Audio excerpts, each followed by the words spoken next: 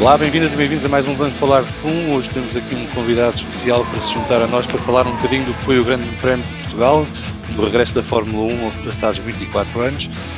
Antes de apresentar o nosso convidado especial, comigo tenho o Vasco, o Marcelo, o Pedro Varela, o António Magalhães e o Bruno Trindade e o grande Óscar Reis. Óscar, muito obrigado por teres aceito o convite de juntares aqui à conversa connosco no Vamos Falar de F1. É com muito gosto de termos cá. E eu queria arrancar por fazer uma pergunta surpresa. Vocês na Eleven são muito acusados de ser de piloto A, piloto B, piloto C, equipa A, equipa B, equipa C. Portanto, depois clarificar já aqui as águas, qual é a tua equipa e qual é o teu piloto preferido? A minha equipa é a equipa da Eleven, o meu piloto preferido é o Sérgio Veiga. É o Sérgio Veiga, é isso mesmo. Sabes quando isso acontece? Sabes quando isso acontece? É bom sinal. Por exemplo, olha, hoje estava a falar com o João e com o Diogo de um outro podcast sobre Fórmula 1, do Bandeira Amarela. Bandeira Amarela. E diziam-me, eles partilhavam comigo alguém que estava a dizer: epá, estes gajos da Eleven não dão emoção nenhuma a isto. Pronto, epá, é como tudo, há sempre quem gosta, há sempre quem não gosta, há sempre quem diga que nós damos emoção a mais, há sempre quem diga que damos emoção a menos. Sabes, quando isso acontece é bom, é sinal que estás a fazer bem o teu trabalho. Epá, este fim de semana não me acusaram de ser pelo Carlos Sainz, desculpa Varela, não me acusaram de ser pelo Carlos Sainz, já que eu até cedi-me ali um bocadinho quando o Sainz... Não, tiveste muito bem. Toda a gente. Tiveste Acho que foi toda a gente. Muito bem. Acho que eu me levantei na bancada naquele momento em que é um piloto espanhol. Único, não é? É um momento tanto quanto único. Epá, e se não for aquilo, se não fossem aquelas 3 voltas iniciais, cada que teria tido o nosso grande prémio? Nenhuma teria sido mais um grande prémio normal. E por isso viveu por ali. Se me perguntares se gosto de algum piloto, gosto. Não vou dizer que gosto dos 20, gosto da maioria. Epá, gosto de um Sebastian Vettel que está a começar a perder o filtro e isso interessa-me. Gosto de um Sebastian Vettel, sobretudo que olha para a história da modalidade. Aliás, soube-se que o Vettel mandou uma mensagem ao Lewis a dizer: pá, ganha lá isto. Bate aí o recorde do Schumacher. Faz-me esse favor. E conseguiu. Aliás, eu quando estava no Media Pen com o Sebastian, pedi-lhe: o que é que tens a dizer sobre isto? É um tipo a fazer história, é genial, é não sei o quê, não sei qual. Pronto, demonstra esse lado do Vettel. Gosto do lado louco mesmo, do Max Verstappen. É para forçar. Gosto do Charles Leclerc, que é um piloto que começa a dar nas vistas. Gosto do Hamilton, gosto do Bottas. Gosto do Daniel Ricciardo. O Bottas não é particularmente um dos nossos preferidos aqui no podcast. Acho que não é de ninguém, mas pronto. O Bottas tem um problema e vocês sabem qual é o problema. O problema é o Capicua. Claro. Não há nada a fazer. Não te ouvi dizer que gostas do Lando Norris, está-me a preocupar isso, porquê? Gosto, deixa-me dizer isto. O Lando sempre foi visto como o palhacinho do grupo. Não é? Claro. Faz muitas piadas, faz muitos streams no Twitch, no YouTube. E sempre tive aquele lado de Lando Norris mais espalhafatoso, mais cómico. Mas o Lando revelou-se um excelente conversador e um excelente conhecedor, não fosse ele piloto de Fórmula 1, obviamente, na entrevista que fizemos antes do Grande Prémio da Estíria. Eu tive essa oportunidade de conversar com o Lando, e mesmo quando tentei puxar aquele lado mais cómico do Lando, quando lhe perguntei, então, para o ano, tu e o Ricardo, não é? Vamos ter aí late show, vamos ter diversão. Ele, pois, é interessante trabalhar com um piloto tão experiente como o Daniel, vai trazer coisas boas para a equipa. Ou seja, mesmo quando tentei tirar aquele sumo daquele lado funny que ele tem, ele revelou-se um piloto às direitas, um tipo muito sério, a dizer: não, eu estou aqui para falar de Fórmula 1, não é para fazer palhaçadas, estou a falar contigo que és um broadcaster oficial da Fórmula 1 e por isso, meu amigo, vou manter aqui este lado muito certeiro. E este fim de semana, curiosamente, tive a oportunidade de falar com o preparador físico do Lando. De resto, vamos preparar pelo menos duas peças de uma conversa de 25 minutos que tivemos com o preparador do Lando. E foi delicioso também descobrir o crescimento do miúdo que aos 14 anos pesava pouco mais do que 40 quilos. Portanto, também gosto do George Russell. Acho que não há nenhum com o qual nós não nos identifiquemos. Temos um bocadinho de inveja, gostávamos de estar no lugar deles. E a idade deles, neste caso também, E a na idade maioria. deles E também. equipas? E o peso deles também é bom. E equipas? Equipas.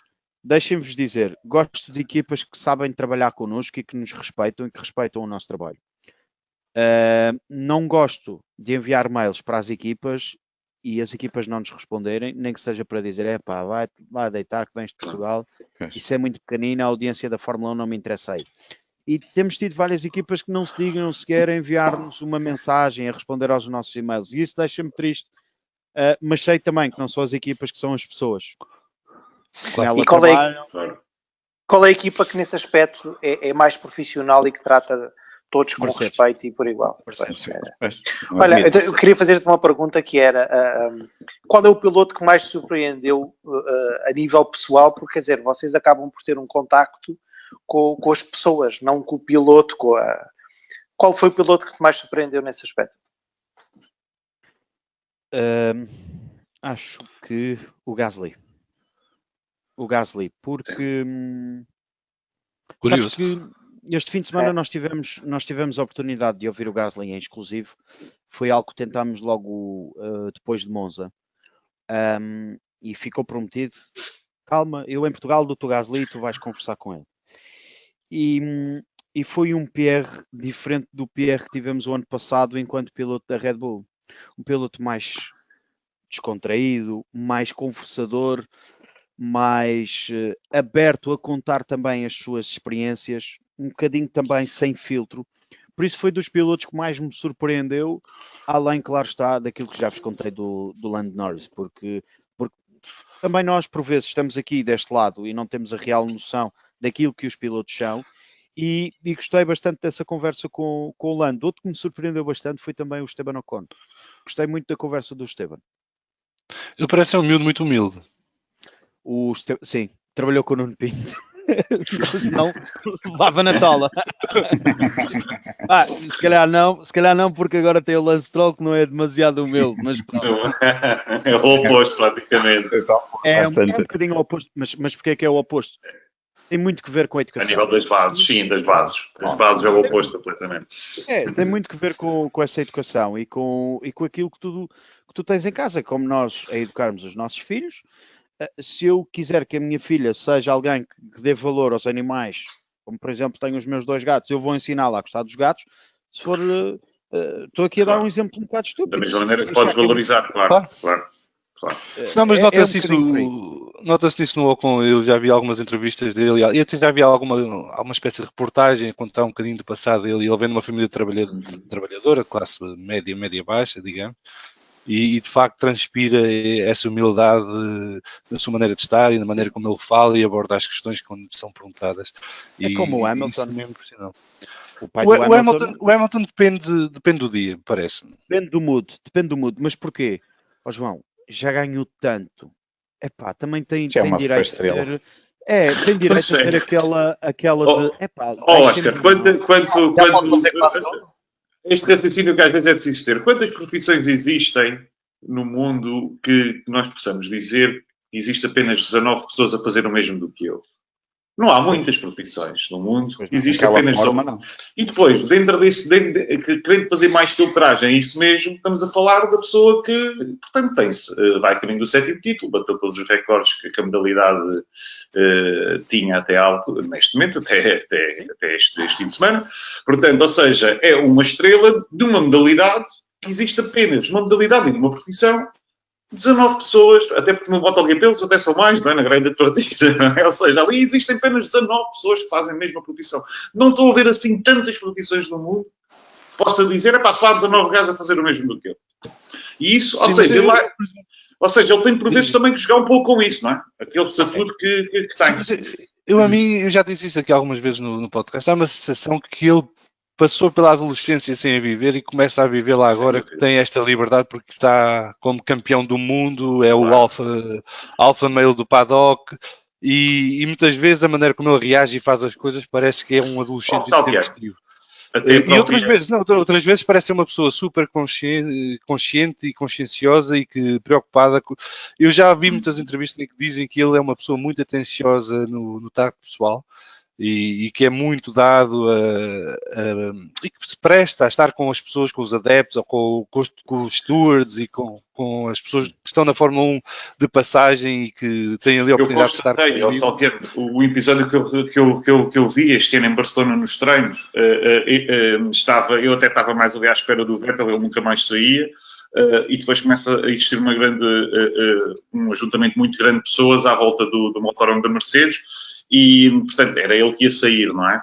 E depois, a partir dali, eu vi que o Vettel nunca mais, tinha a oportunidade também de ver ali um bocadinho o Hamilton, dirigi-me para lá com a minha namorada e ficámos ali a ver, ou seja, estava uma imensidão de pessoas de volta, ele saiu normalmente, ok, mas depois acaba por existir um grupo de, sei lá, meia dúzia de japoneses ou chineses, não sei, asiáticos, que vêm aos gritos, ele já está a sair com aquele segurança matagão, aquele segurança que faz dois dele, está a sair já para o motorhome, mas assim que ele se apercebe que vem porque os miúdos, que eram mais miúdos, estão a fazer um barulho enorme, até eu tenho essa filmagem que já enviei lá para o grupo, ele volta para trás, mesmo outra da indicação, ele diz, não, eu vou voltar para trás.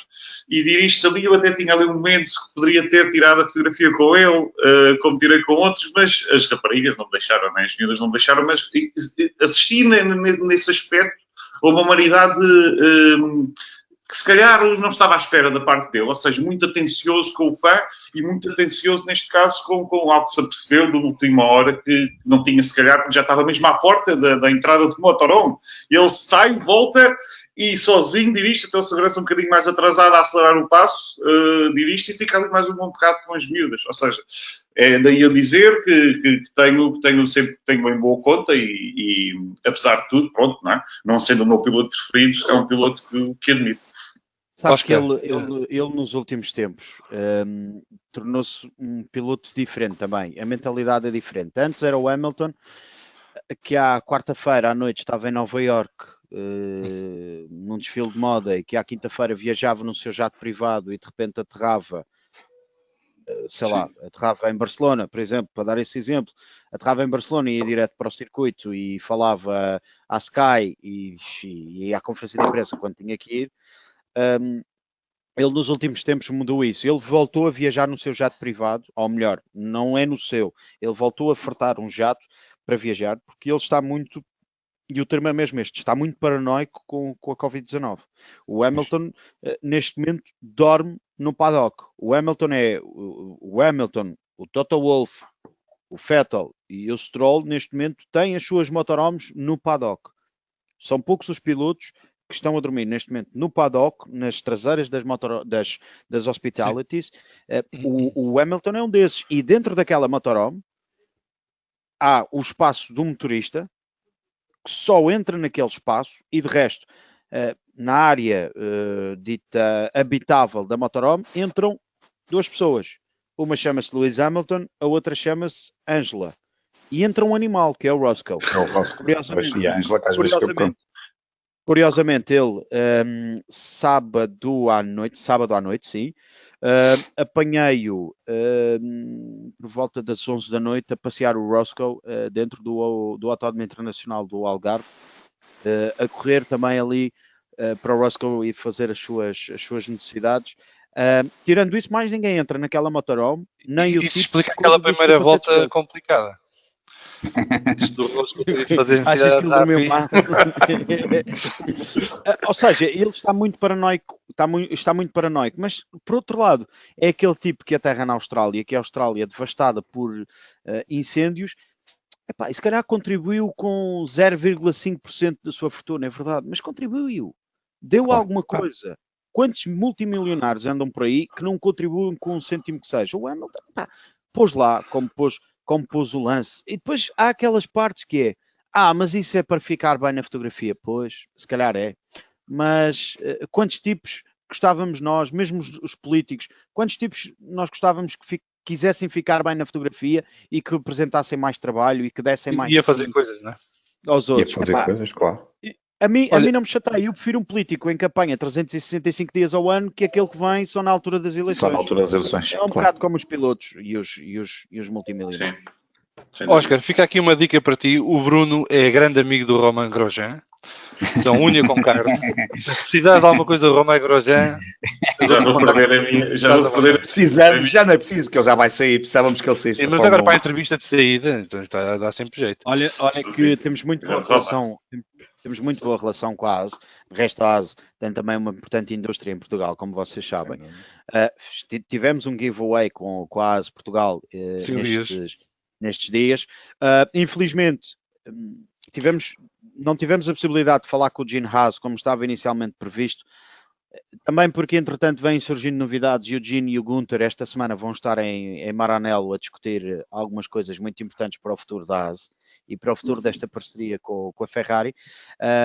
Mas temos esta ligação. E o Romain é dos tipos mais puros, é dos tipos mais incompreendidos na Fórmula 1, é verdade, mas é dos tipos mais puros. E agora então vai começar a falar, acredito eu, sem filtro. Claro. É possível. E tem muitas histórias para contar, certamente, porque ele não está lá há tão poucos anos quanto isso, não é? Porque ele foi o primeiro. A primeira época dele foi em 2008, com o Alonso. Mas chora muito, é um piloto que chora muito. Eu não tenho nada contra a ASE, pelo contrário, até gosto muito da ASE e do projeto. Muito bem, ele também está sempre a chorar. Epá, mas o Romain Grosjean, qualquer comunicação, ai meu Deus, que ele passou-me ao lado e quase que me acertava. Ai meu Deus, é o Grosjean com os travões. Na Fórmula 1, ele tem que aprender a fazer como o Kimi Raikkonen fez naquela volta. Aquilo é que é conduzir ali pelo meio deles todos, sem medo nenhum. Aquilo é que Mas isto é um bom segue para falarmos do Grande Prémio de Portugal e da tua experiência do lado da cortina, né? Porque nós estávamos nas bancadas, praticamente quase todos. O António é que não esteve porque está no país de Gales e, portanto, não teve essa oportunidade. Nós, aquelas primeiras 5 voltas, digamos, do Grande Prémio, acho que foi um luxo e caiu-nos do céu, porque acho que ninguém estava a contar. Estávamos todos à espera de ver o que é que ia dar por causa de ser uma pista nova para toda a gente e nunca se ter corrido ali, mas a verdade é que aquelas 5 primeiras voltas foram do melhor que vimos nos últimos anos. Eu já revi a transmissão da Eleven e percebi que tu também ficaste muito emocionado com o que estava a acontecer em pista.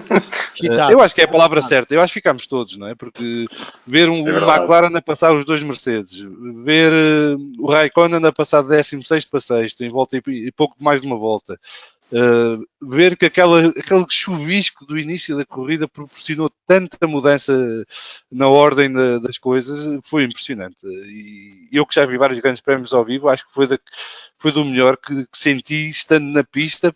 E o único momento que bate foi a primeira curva do Grande Prémio de Estrela 95, que foi a minha primeira vez. Mas, Oscar, como é que foi viver isso do lado da cortina? Olha, eu gostava de pegar nas palavras do Bruno há pouco. Quando ele falava sobre o Hamilton e estar em 19, que têm a mesma profissão que ele e quererem lutar. Sabes que a determinada altura apetecia-me chorar, apetecia-me verter uma lágrima. Porquê? Porque não tive a oportunidade de estar em 96 no Estoril, não tive a oportunidade de ver Fórmula 1 no nosso país e saber que 24 anos depois a Fórmula 1 regressa a Portugal foi algo que muita gente sempre esperou e aguardava há muito tempo. E ver... vocês têm noção que se criou uma onda gigantesca em torno da Fórmula 1, do regresso da Fórmula 1 a Portugal. E vocês sabem disso porque também são frequentadores das redes sociais e sabem disso.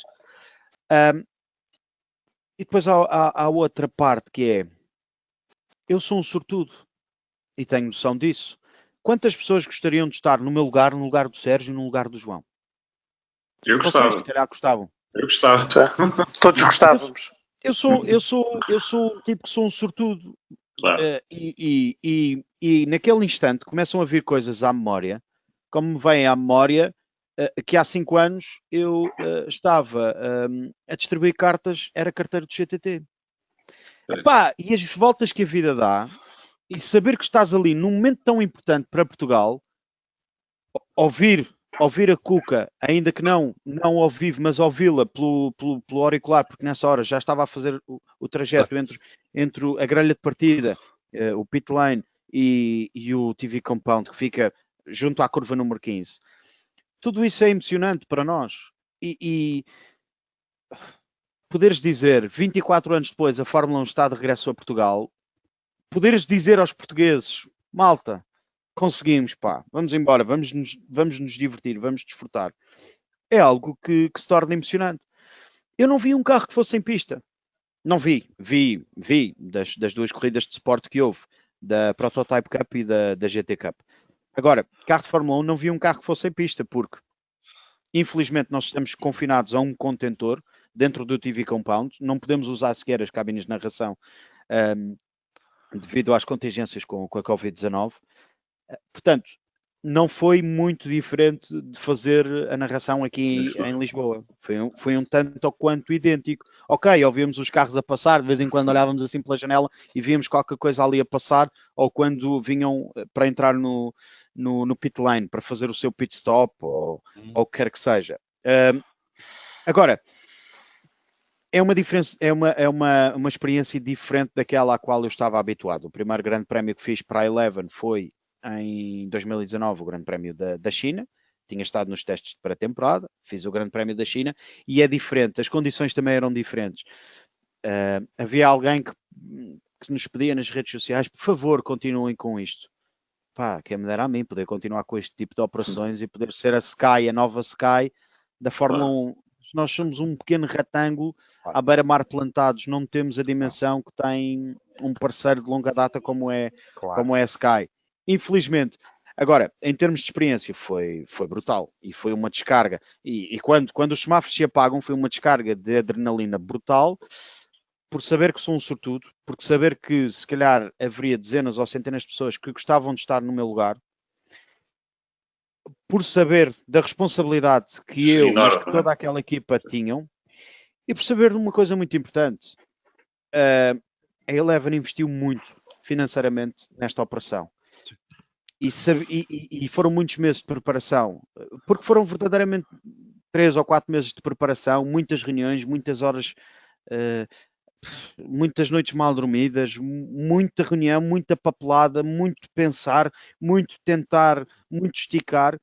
As nossas famílias ficaram prejudicadas, não é só a minha, as famílias do João, a família do Sérgio, a família do próprio Nuno, dos outros elementos que não se veem, de quem não se conhece a cara, quem não se conhece a voz, o nome, todas essas famílias foram prejudicadas. Portanto, há ali naquele momento uma descarga de adrenalina gigantesca, que ao mesmo tempo, finalmente, e por outro lado que bom que é isto estar a acontecer no nosso país. E é também, em parte, aquela restiazinha de esperança que é, isto para o ano tem de cá voltar, não tem?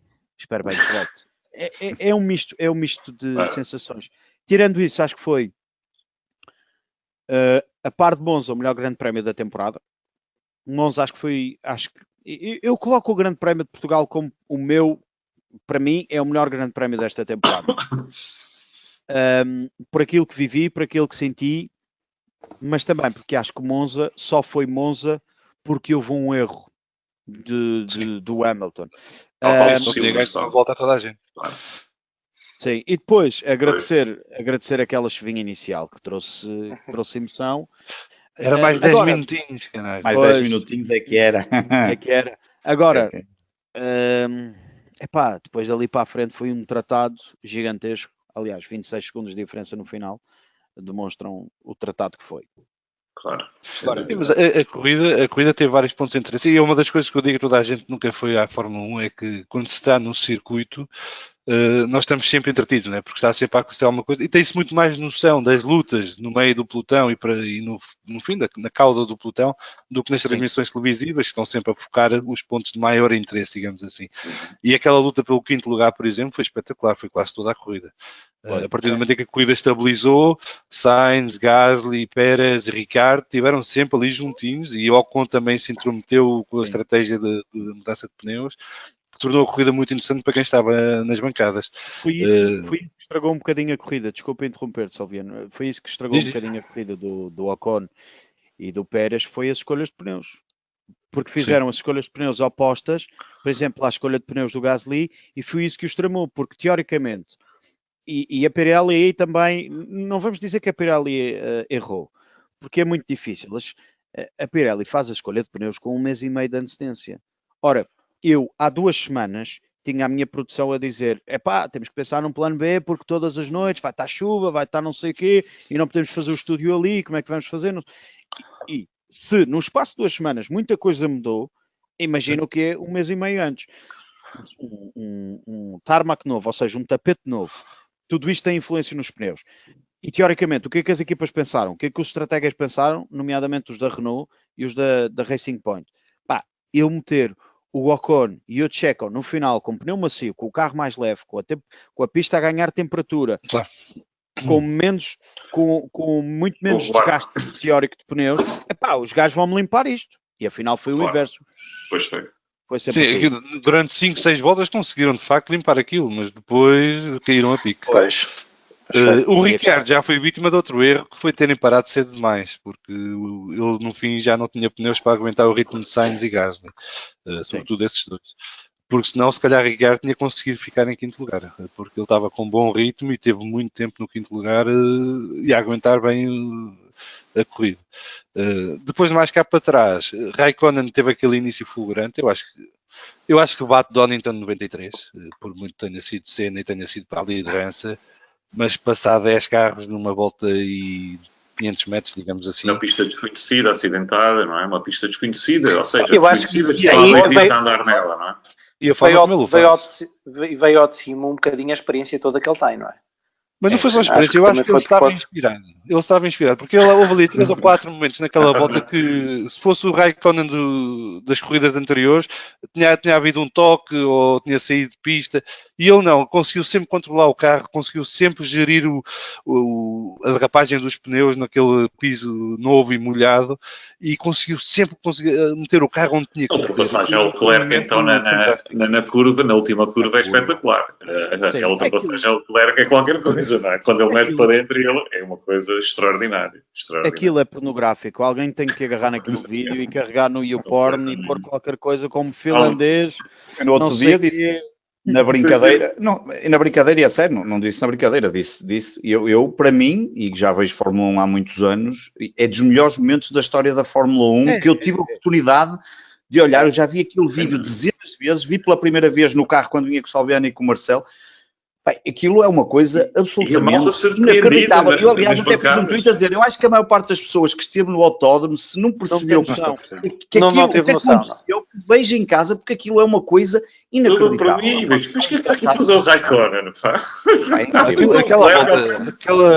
Aquela volta e pouco é tão boa que eclipsa a volta do Sainz, que está ao nível do Senna de 93. Exatamente, é verdade. Exatamente. É tão boa que eclipsa uma outra passagem do Sainz para primeiro lugar, que era uma coisa impensável. Uma pessoa até fica assim um bocado a pensar nas coisas. E eu até me levantei na bancada quando o Sainz passou em primeiro lugar. Já me estou a habituar para a próxima temporada, que não vai para o teu coração se deu. Se deu. Nós iremos fazer a nossa análise ao Grande Prémio de Portugal. Só estou aqui um bocadinho de cuidado porque o Oscar tem outras coisas para fazer ainda hoje e, portanto, temos que o libertar.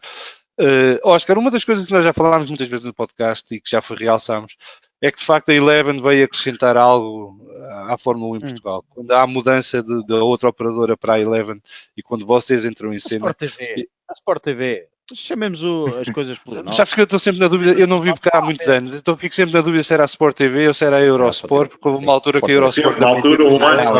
Foi antes um bocadinho só, isso foi pouco tempo. Eu estou sempre na dúvida qual é que foi a anterior. Mas pronto, a Sport TV para a Eleven, houve um salto qualitativo muito grande. Eu acho que vocês também tiveram sorte, houve uma tempestade perfeita com o Drive to Survive a aparecer no mesmo momento, e isso trouxe muitas vezes muitas pessoas para a Fórmula 1. Mas há uma diferença substancial, porque vocês podiam estar a borrifar para isso e ter o mesmo tratamento para com os adeptos que tinham os operadores anteriores, que é ignorar. E vocês não, vocês decidiram abrir, e isso expôs-vos a muitas críticas e a muitos comentários que muitas vezes não interessam nem ao Menino Jesus, mas também agregou à vossa volta a comunidade de Fórmula 1 em Portugal, que parecia que estava adormecido ou que já não existia sequer. E a verdade é que estávamos cá todos, faltava era o catalisador que nos proporcionasse podermos estar todos em conversa. E daí surgiram uma série de outras coisas, como por exemplo este podcast, porque todos nós nos conhecemos através da interação que fomos tendo no Twitter e à volta da Fórmula 1 e à volta da F1 e Eleven. E, por exemplo, uma das coisas que é fantástica é vocês citarem-nos durante as transmissões. Parece que não é nada de especial, mas para muitos de nós é um momento especial, não é? E significa que estamos a fazer parte também dessas transmissões. E eu sou das pessoas que mais criticam algumas das coisas que vocês lá dizem. Em privado com eles, não em público, sobretudo com o Sérgio Veiga, que tenho um fetiche com o Sérgio Veiga, confesso. Eu gosto muito de Sérgio Dória. Como eu lhe chamo, o Furacão Veiga. Não, Veiga. Mas a verdade é que vocês proporcionaram tudo isto aos fãs da Fórmula 1 em Portugal e por isso acho que estamos todos gratos e acho que aqui somos quase todos subscritores, só tenho dúvidas no António. Eu vejo Sky. Que vê na Sky. Pensa Sky. Mas olha, há uma coisa genial, é que eu segunda-feira, deixa-me só contar isto, eu segunda-feira trazia a carrinha onde nós tínhamos o material, as nossas mesas, as cadeiras, etc e tal, e eu pedi ao Miguel, eu disse, não Miguel, parámos na área, na estação de serviço de Grândola e disse assim, Miguel, pá, anda aí muita malta que nos compara sempre com a Sky, e a Sky é melhor, e a Sky é isto, e a Sky é aquilo. Tira-me aí uma foto, meu, que eu vou perguntar se o Croft também conduz disto. É que o Croft... Anda lá, tira-me aí uma foto. É uma foto que ainda vou partilhar. Sabes que gostava de pegar aí em várias coisas que tu disseste. Que é, em parte sim, tivemos sorte com o Drive to Survive e soubemos aproveitar essa onda. E há muita gente nova que entrou. Olha, por exemplo, o Sérgio Veiga, o filho do Sérgio, não via Fórmula 1. O Sérgio chamava o filho e dizia, anda cá, pá, anda cá ver pelo menos o arranque do Grande Prémio. Pá, não quer saber nada disso, não sei o quê. Desde que começou a ver o Drive to Survive, epá, é o maior crítico do pai. E é um dos nossos maiores críticos. Pá, para lá de abanar a perna, meu, está quieto. Olha, agora disseste não sei o quê, mas não foi não sei o que mais. Ou seja, é verdade. E a Liberty soube ver isso. A Liberty soube ver e dizer a Fórmula 1 é a disciplina maior do desporto motorizado a nível mundial. Epá, temos que fazer alguma coisa. Temos que ir buscar os novos mercados. Repara, o Will Buxton não aparece por acaso. Não, eu já conheço o Will há muitos anos. Porque eu, quando vivia nos Estados Unidos, ele trabalhava na Speed TV, na altura tinha os direitos. E ele era era a pessoa do pitwalk, basicamente. Sim. Mas o Will Buxton não aparece na operação da Liberty por acaso, o Will Buxton não começa a fazer os conteúdos para YouTube por acaso, a própria Liberty não começa a ter mais atenção nos highlights e nas redes sociais por acaso. Isto é tudo para ir buscar esta nova geração de consumidores.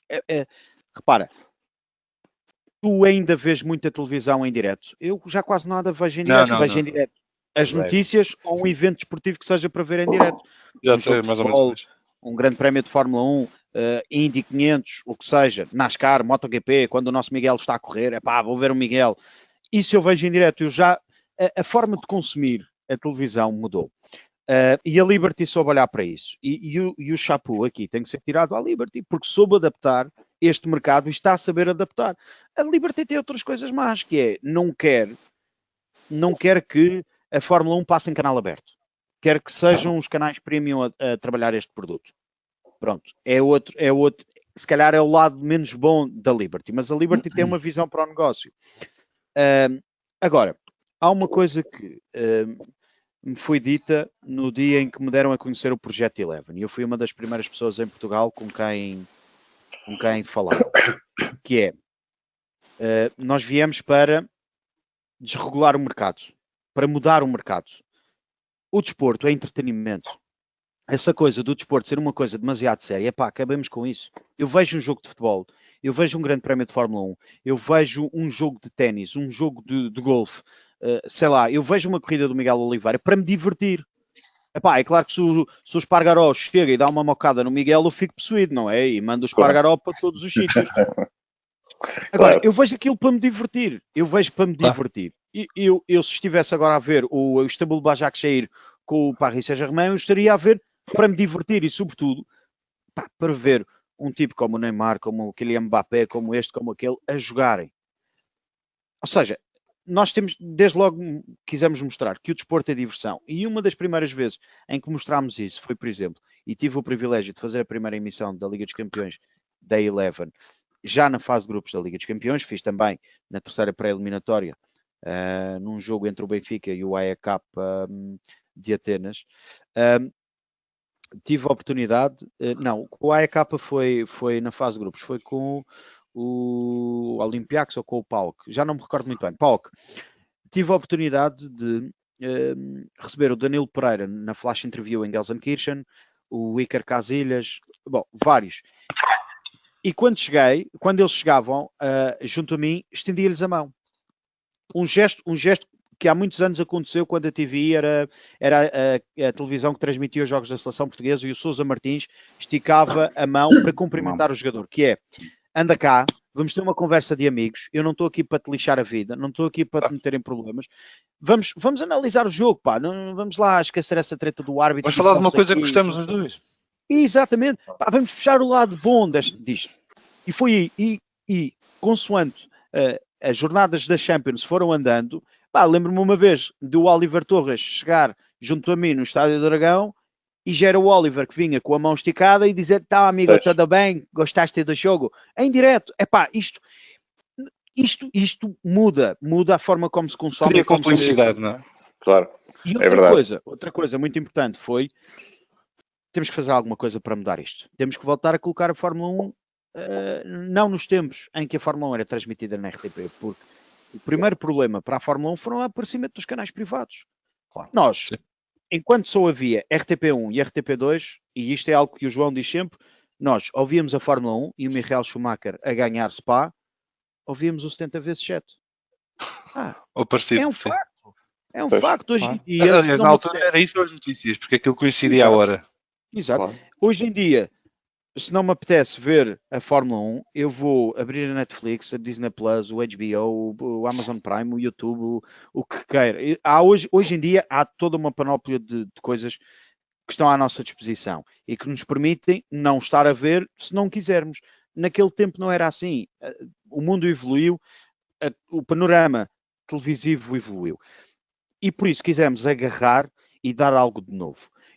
E quando as pessoas da Eleven me dizem: vais ser tu o responsável por este projeto, de resto na altura falei com o Pedro, foi convidado para o último Chicane e conversámos. Quando as pessoas disseram, eu comecei a pôr os olhos naquilo que os outros faziam.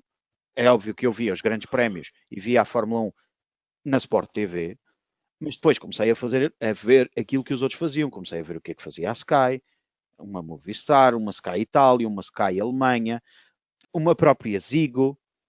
Porquê? Porque nós não vamos inventar a roda já foi inventada, mas nós temos que saber adaptar aquela roda à nossa estrada, à nossa realidade. E foi isso que nós fizemos. Vocês lembram-se bem que até ao antepenúltimo grande prémio da temporada de 2019 nós não tínhamos estúdio. Nós entrávamos 2 horas antes do início do grande prémio, pendurados na chamada Beauty Shot, que é uma câmara que está ali quietinha, e ficávamos naquilo, mas não deixámos de fazer. Muita coisa evoluiu. A direção da Eleven, entretanto, foi percebendo que este produto estava a ser bem trabalhado, que merecia, e que estava a ser bem recebido pelas pessoas e que merecia um investimento, porque é um investimento em estúdio, tudo aquilo tem um custo, não é? E criou-se então o estúdio, que na primeira fase, recordam-se também bem, era aproveitar o estúdio do Planeta Eleven, e então para esta temporada desenhou-se um estúdio todo ele dedicado à Fórmula 1. Eu tenho uma pergunta. No grande... Sim. Desculpa, é uma curiosidade pessoal. Quando vocês acabam a transmissão do Grande Prémio e dizem agora vamos ali para o estúdio, vocês basicamente saem da cabine para o estúdio ou têm que andar para chegar ao estúdio? Que eu fico sempre na dúvida, parece-me sempre que é sair da cabine para o estúdio. O estúdio é no piso -1. O estúdio não. A cabine de narração é no piso -1. O estúdio está no segundo piso. Ok. E não apanhamos elevador, vamos a pé. Vamos a pé e entretanto ainda passamos na maquilhagem porque... Sim, e este está muito giro. Está com grafismo muito giro. Tens aí outra coisa. Obrigado, Bruno. Tens aí outra coisa que é... eu este fim de semana estava a passar pelo TV Compound e quando estava a entrar no TV Compound a correr e a olhar para o relógio porque ao meio-dia sim, era meio-dia porque o Grande Prémio arrancou ao 1h05 ao roll-in, o início oficial, aquele início que nós não podemos falhar, arrancou ao 1h05, eu ao meio-dia 52 estava a correr porque tinha que estar no ar ao meio-dia 54, o Profit estava a fumar um cigarrinho tranquilinho da vida dele. Porquê? Claro. Porque a Natalie Pinkham estava na zona de Media Pen, nas entrevistas. O Ted Kravitz estava não sei onde. O Martin Brandon estava com não sei quem. O não sei das quantas estava não sei quem. E Eu isto estava é a correr para chegar ao lugar. E eu a correr e a pensar, e o João, vai ou não? Ó João, anda lá, pá, não me deixes sozinho. Ou seja, há aqui uma diferença gigantesca. Como as pessoas não sabem que nós, num estúdio, num estúdio em que começamos ao meio-dia, 1/4, quando o Grande Prémio é às 2h10 da tarde, as pessoas não sabem, mas nós, às 7 da manhã, já estamos aqui a trabalhar. E muitas vezes, é verdade, e contra nós falamos, às vezes, há pequenos detalhes que nos escapam à vista, e há comentários que poderiam ter sido feitos de outra forma e que não são, porque já vem de algum cansaço, porque é a realidade portuguesa. É a realidade portuguesa. Nós não temos uma equipa de 40 pessoas a trabalhar para nós. Temos uma equipa reduzida, temos que fazer pela vida. Fazemos-lo porque queremos. Claro que fazemos. Claro. Agora, isto porquê? Porque achamos que as pessoas merecem isto, que o telespectador merece isto. E há uma coisa que é muito importante e que eu faço sempre questão de realçar. Estamos aqui 7 pessoas. Pronto, o António já disse que vê na Sky, não conta. Mas pronto. Destas 7 pessoas, 6 pessoas são telespectadores. 6 pessoas pagam a sua assinatura mensal ou a sua assinatura anual. Estas 6 pessoas contribuem para que eu possa dar uma estabilidade financeira à minha família, no caso à minha mulher e à minha filha. Eu tenho que vos respeitar, porque sem vocês eu não tenho retorno financeiro e não tenho o meu emprego. Isto é a mesma coisa quando se vai a um restaurante que as pessoas dizem, o quê? Mas 60 cêntimos por um café ou 60 cêntimos por uma chávena de água com 2 cascas de limão. Epá, vai gamar ao outro. Não, aquilo tudo tem um custo. Tudo isto tem um custo. E há que respeitar. Mas isso é uma lógica empresarial que existe sempre. Quer dizer, nós quando... Eu acho que nesse aspecto o que mais salta à vista é que vocês não deixam de ser adeptos. Que é isso que é diferente. E é isso que... Deixa-me dizer, deixa-me só contar aqui um pequeno, eu acho que nunca contei isto nem na última chicane, nem, se calhar algumas pessoas sabem, já não me recordo. Finalmente o exclusivo, finalmente! Não, é só para testar aqui, aqui uma coisa, o que eu vou dizer, e o Oscar não me pagou para eu dizer isto, porque vou falar bem dele, mas eu não conhecia o Oscar de lado nenhum, zero, conheci apenas num programa que participamos, porque na altura o Fragoso convidou. Aliás, eu nem conhecia o Fragoso, foi a primeira vez, ele convidou-me por causa das maluqueiras do Twitter e por saber que eu gostava de Fórmula 1.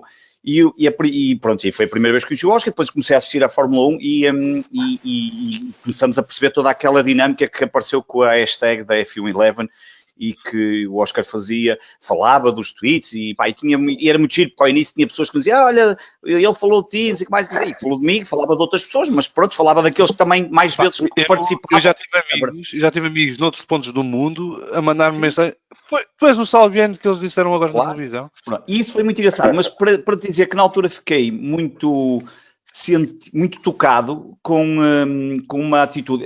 Essa foi uma delas, de começarem a interagir connosco através da hashtag, e que aquilo era genuíno, percebia-se perfeitamente, e fiquei muito sensibilizado, é a melhor palavra, quando foi dia 21 de junho de 2019, eu não me esqueço, porque nesse dia nós estávamos a lançar aquele projeto que eu tenho da revista 1906 e era uma emoção muito grande para nós, porque éramos 20 pessoas e estavam ali vários meses de trabalho.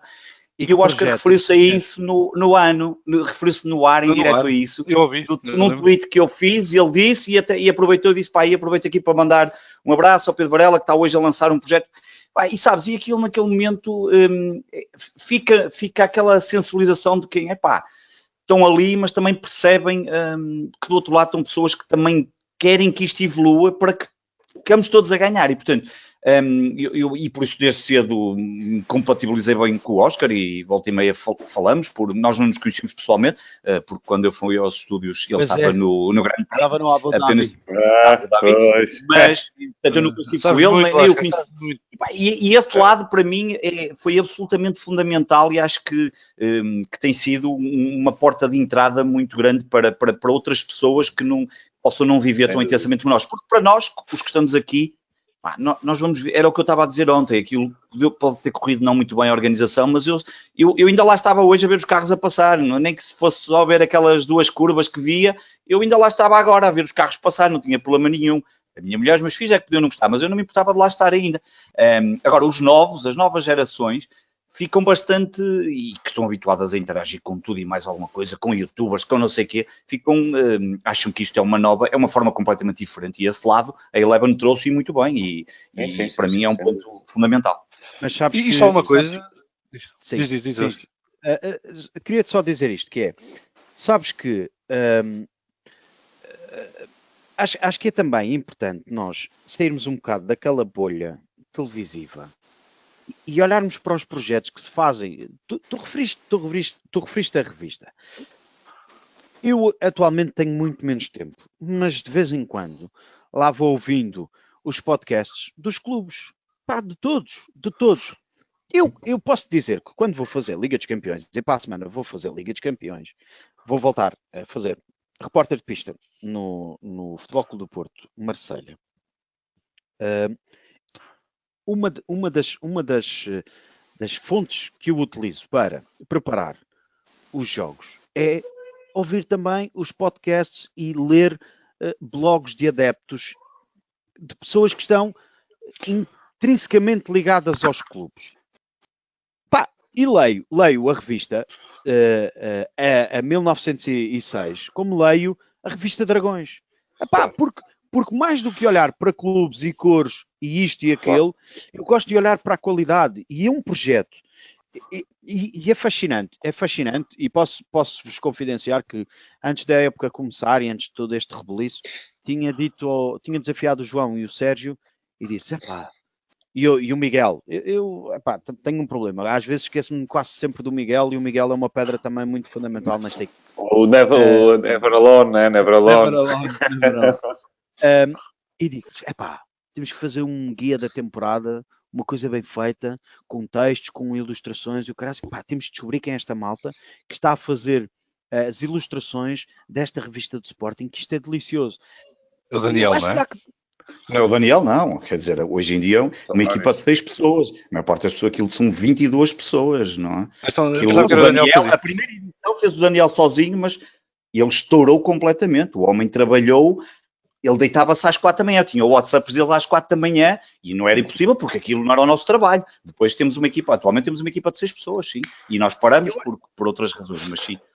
Eu acho que estes projetos têm também eles de ser valorizados. E uma coisa que vocês falaram, e que tu falaste, Varela, e que é muito importante, e quando isto apareceu, deu aí um rebuliço, que não sei o quê, que não sei o que mais, é a questão dos podcasts. Nós não criámos um podcast de futebol, um podcast da NFL, um podcast de Fórmula 1, para arrebentar com os podcasts que há. Certo. Eu, se quisesse rebentar, permitam-me esta expressão, se quisesse rebentar, vamos falar de fundo, com o Última Chicane, com a bandeira amarela, não referi a esta malta.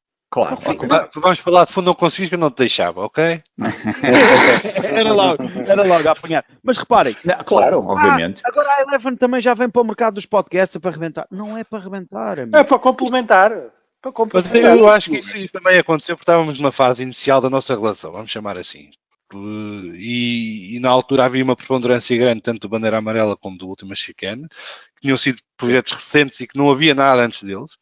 E criou-se aqui alguma desconfiança. E essa desconfiança, entanto, já foi ultrapassada. Porque também já percebemos que vocês estão noutra revista e nunca quiser.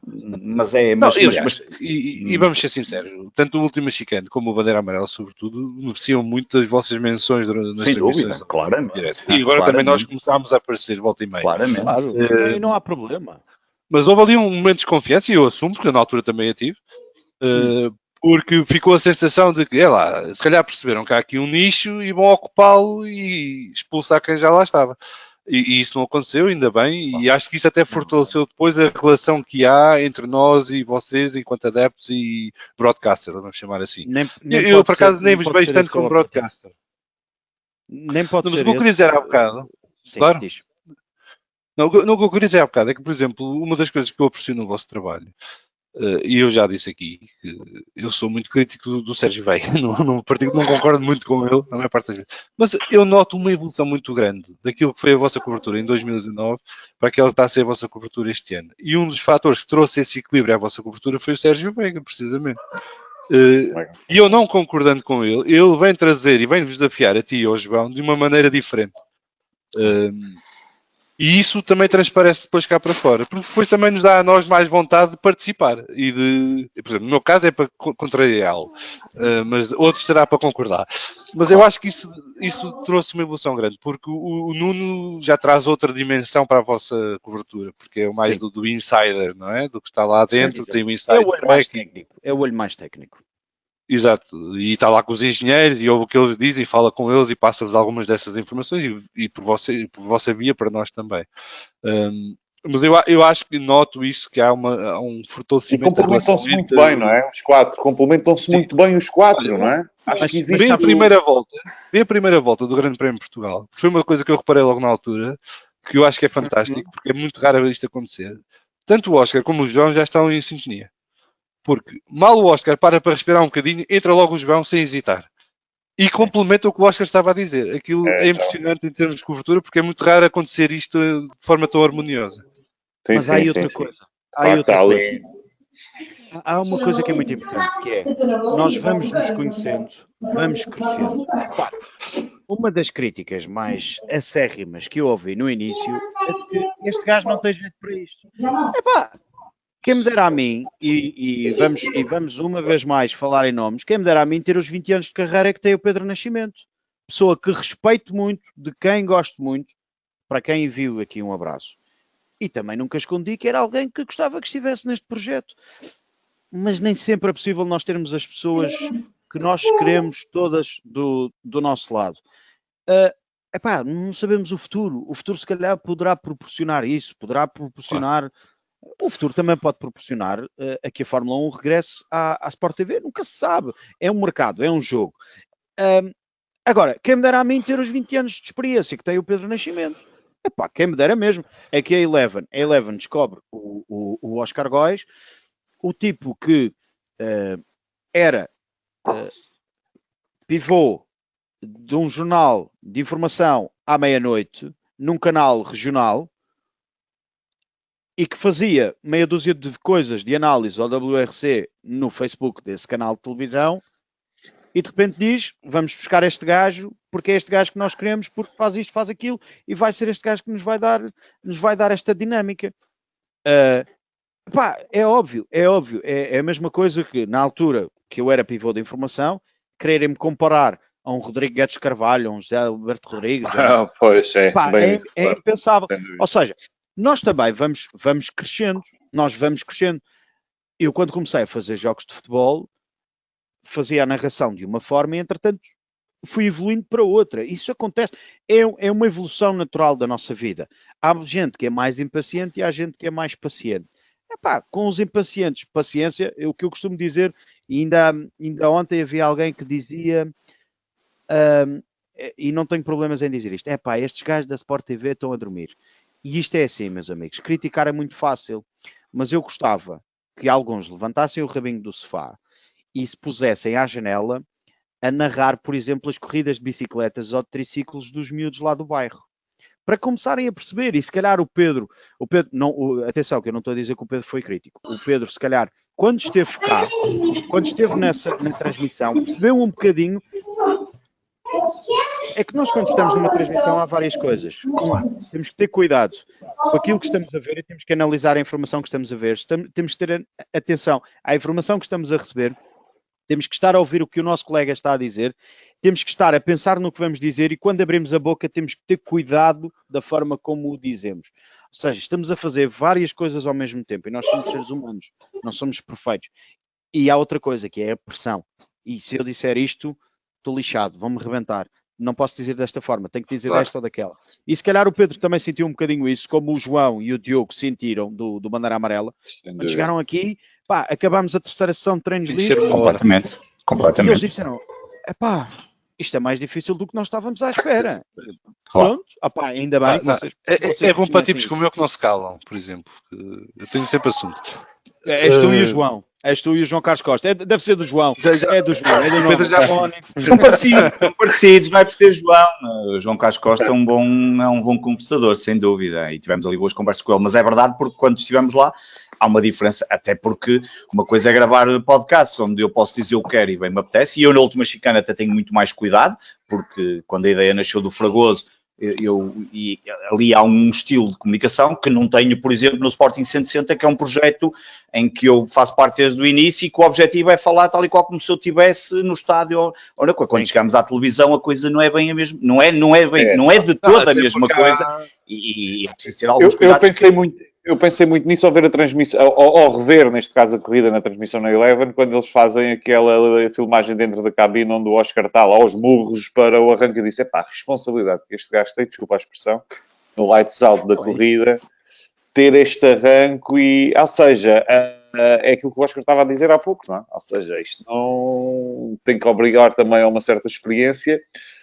Mas de facto há ali, está tudo concentrado neste caso no nosso áudio, na nossa voz, não é? Na transmissão, e é uma responsabilidade muito grande e desde já te dou os parabéns, estiveste muito bem. Não se pode enganar, porque senão levar com os nas redes sociais.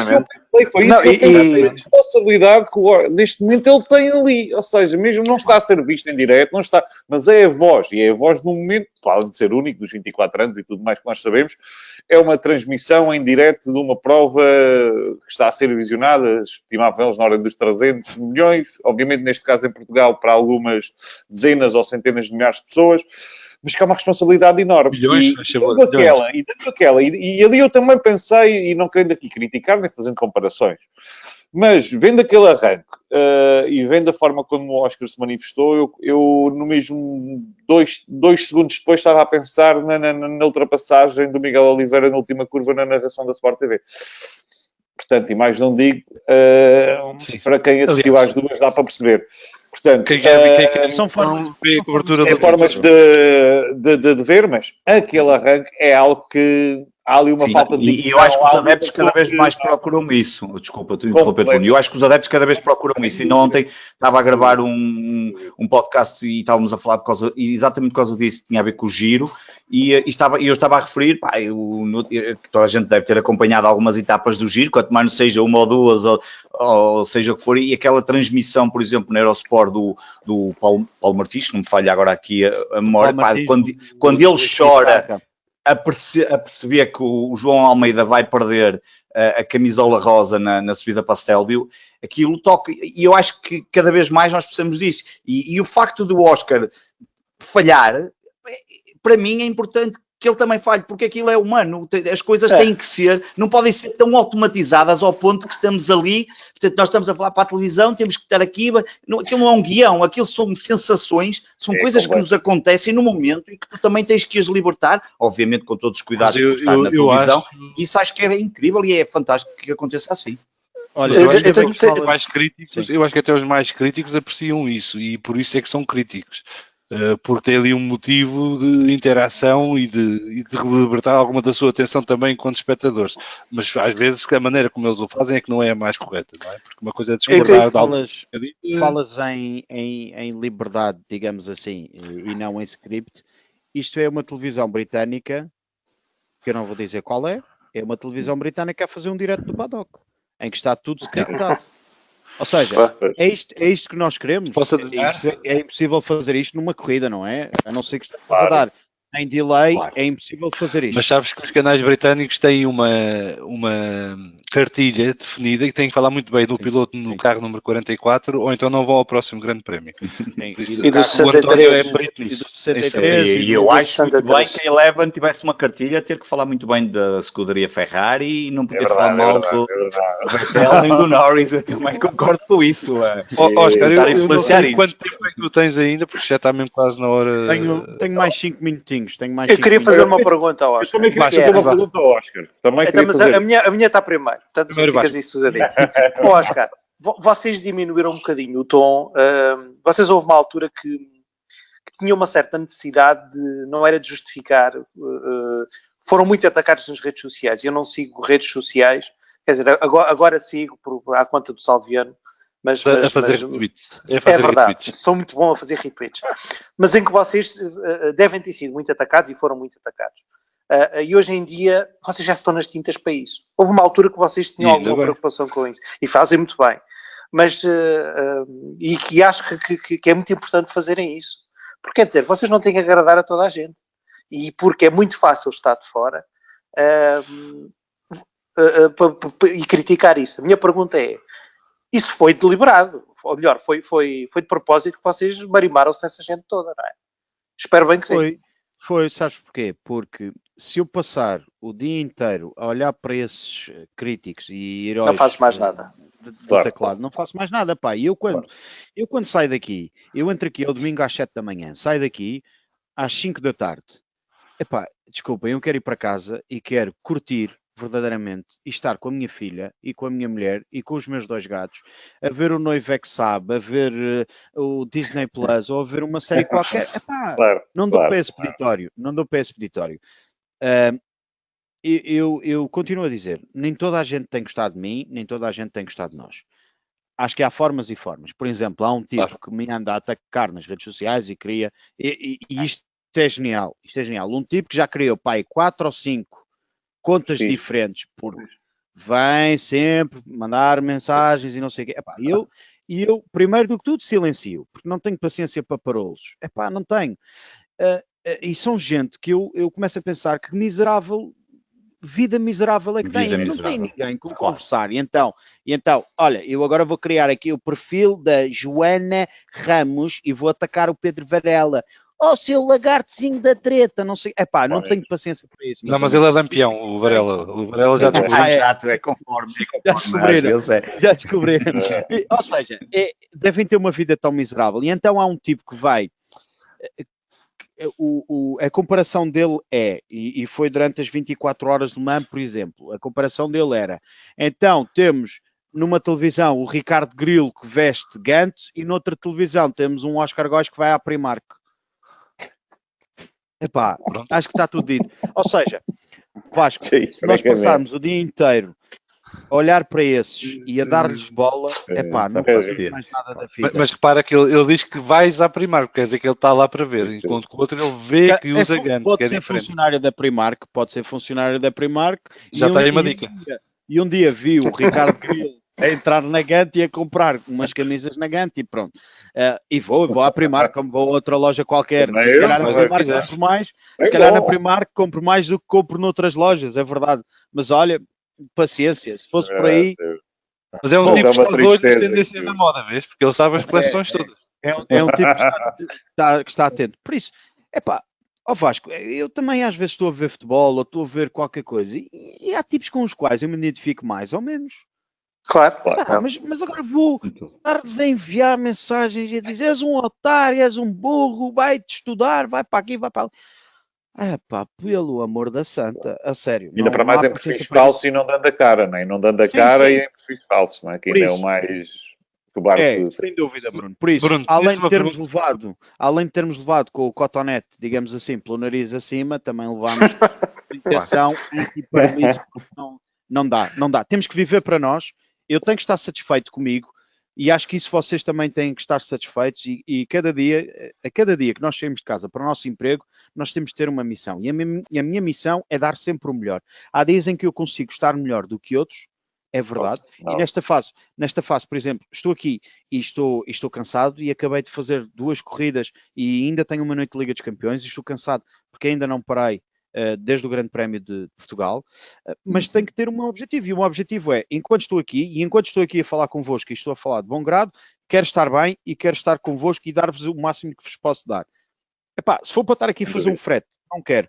E por isso, eu sempre que saio daqui, tenho que sair com o dever de missão cumprida e dizer, epá, pronto, se calhar tenho 3 ou 4 gajos que agora andam a arrebentar e a dizer mal no Twitter, mas eu tenho que pensar nos outros tantos que estão a dizer obrigado por esta cobertura, obrigado por isto. Focar nos 90%, esquecer os outros 10, ou 5, ou 1, ou 2.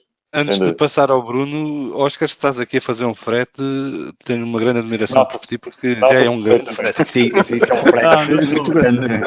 Acredita que não. E já me mandaram mensagem a dizer o teu jantar chegou. Por isso vê lá. Já está Bruno, cá. Então, olha, deixa. a minha pergunta é muito Rápido, para acabar. como tu deves saber, nós estamos aqui hoje metido aqui no meio de 6 pilotos da Liga Bancada, 6 pilotos do eSport, da Liga Bancada, organizada aqui pelo nosso amigo Varela e também pelo André da Future Behind. E eu tenho aqui uma dúvida, porque eu ouvi aqui numa transmissão, agora já não sei, acho que foi no anterior Grande Prémio, tu andaste a meter o Veiga a conduzir o simulador, é verdade ou mentira? Não fui eu. Repara, nós vamos sempre com o Francisco Vilar, o autónomo virtual, Foi lá no para fazer os autódromo. previews. O que é que acontece? Acontece que Sérgio Ele não Veiga, estava nada bem, pois não. durante a quarentena, era um tipo que dizia: os esportes não é para mim, É não verdade. custa nada disso, quero é vê-los jantar o cu dentro de um carro a valer.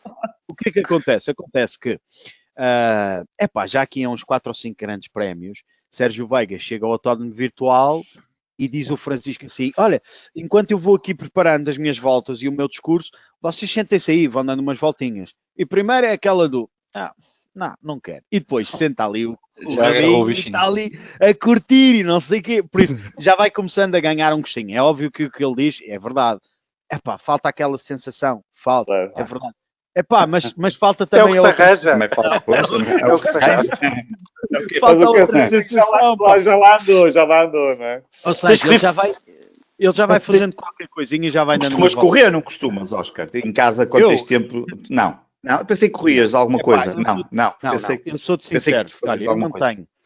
tenho. Eu tenho um Fórmula 1 2020 porque peço claramente à Codemasters para nos ceder para nós podermos fazer os previews dos grandes prémios. Uso, Este ano deu um jeito do caraças. e agora um gajo anda a pensar: deixa ver se no R-Factor tem, se não tiver no Project Cars, não sei o que, não sei o que mais. Uso essencialmente, mas nunca jogo mais do que meia hora para preparar os grandes prémios, porque ajudam também. Esta coisa do virtual, Nós já reparámos. virtual, para passar um bom Até bocado. nós apreciamos melhor as ultrapassagens Não e é? tudo mais. Tens que vir fazer uma corrida connosco, Oscar. Um dia Olha, mas eu só tenho... Repara, o meu nível de... Eu tenho um grande nível de entusiasmo. Tenho 2 coisas que me faltam, que é o tempo, e não posso aparecer em casa com um volante e com uma baqueta, porque a minha mulher aí põe umas malas para fora. já é demais. Olha, quem ganha as corridas todas é um tipo que joga de comando, portanto. E pronto. E a falta de jeito, Bruno Peixoto. a falta- Também foi o Portimão ao Grande Prémio. Mas também a falta de jeito todos temos. Isso, portanto, isso é genérico. Aquilo é bom, é pela diversão, sem dúvida. Só uma gana é que é jogo bom. por diversão. Eu jogo por diversão Também nós. o resto não interessa. Se for Mas para Mas olha, o entrar grande craque da Liga Bancada não está cá hoje, infelizmente, que é o Wilson Cardoso, que tem uma Coitado do atração Wilson. fatal pelo safety car. Então, Ele foi a Wilson, Portimão só para ver o safety car e orgulho, tens cá vir tem porque orgulho, não é? tu e o Wilson vai ser muito interessante ver-vos em pista. Oscar, muito obrigado pelo tempo que nos dispensaste. Obrigado, eu. Muito obrigado. Um abraço, Mais Oscar. tempo do que pensávamos. Muito obrigado. Eu deixo aqui uma sugestão final. Eu acho que uma das coisas que vos falta para fazer melhor a transmissão e que eu estou sempre a dizer no chat com eles é: falta alguém que vos dê os tempos e as diferenças de tempos constantes estão a mudar durante a corrida. Eu voluntario-me para isso e vou-vos mandando mensagens sempre a dizer: olha, cuidado que aquilo já mudou os pneus e está a ganhar 3 segundos por volta, para complementar. Mas muito obrigado por teres cá vindo hoje. Espero que tenha sido a primeira de muitas vezes e que no futuro possamos cá contar com a tua presença. Claro que sim. Sabes o que é que falta também? Falta ao Miguel Roriz ter mais tempo, porque o Miguel poderia ser bem a pessoa que poderia fazer esse outro lado, Esse outro lado. mas o Miguel às vezes apanha aqui com cada esticada, entra aqui às 7 da manhã e às sextas-feiras, num fim de semana completo, que tenhas Fórmula 2, Fórmula 3, Porsche Super Cup, o Miguel entra aqui às 7 da manhã e às vezes já às 7 da tarde. Olha, eu vou dizer uma coisa, eu acho que o Miguel é um santo, porque eu muitas vezes estou na F2 ligado ao domingo de manhã enquanto estou a preparar o almoço em casa e ele apanha com aqueles safety cars que nunca mais acabam e ele está sempre a debitar. Sempre a debitar. Sem dúvida. Grande mérito, sem dúvida. Atenção. Este fim de semana em Portimão, nas corridas de sport, lá apanhou com safety cars e de vez em quando lá eles ligavam o microfone, tirava assim os cascos. Pá, a minha sina, pá! Nem na minha terra. Olha, é um exemplo de um profissional que não faz disto a sua vida diária, porque o Miguel tem um outro emprego, mas é o exemplo de alguém que cresceu neste meio, que faz qualquer coisa que seja preciso e que está sempre disponível a ajudar. E é mais um bom exemplo. E o Miguel, ao contrário do que alguns andam para aí a dizer, o Miguel não está na Fórmula 2, na Fórmula 3 e na Porsche Super Cup porque há os gajos da Fórmula 1 que têm um ego maior do que o do Miguel. Não é isso. Foi algo que foi pensado, foi falado, foi decidido em equipa, porque é assim que decidimos sempre, e o Miguel aceitou e está lá de bom grado e sabe, E faz sabe muito também. bem. E sabe também, faz lindamente e sabe outra coisa, que é partilhamos sempre experiências uns com os outros. Se é verdade que eu tenho muito a aprender com o Miguel, com o Sérgio, com o João, com o Nuno, eles também se calhar têm qualquer coisinha a aprender comigo e já foram aprender. Claro. Eu pensei que fosses dizer que ele sabia que na Fórmula 1 tem que ser a pagar. Na Fórmula 2, tu se calhar pagas mais na Fórmula 2 do que pagas na Fórmula 1. Já Pois, pensaste? hoje em dia já vai assim. Pois. É verdade. É que Aí é que tens que pagar atualmente. Pois, é que tens que encontrar a tua equipa e tens que bancar e bem. Claro. Isso dava um bom programa para vocês fazerem um dia, que era olhar para esses bastidores do desporto automóvel e ver como é que estes miúdos têm que fazer para chegar lá acima. Porque a gente já só os apanha lá em cima.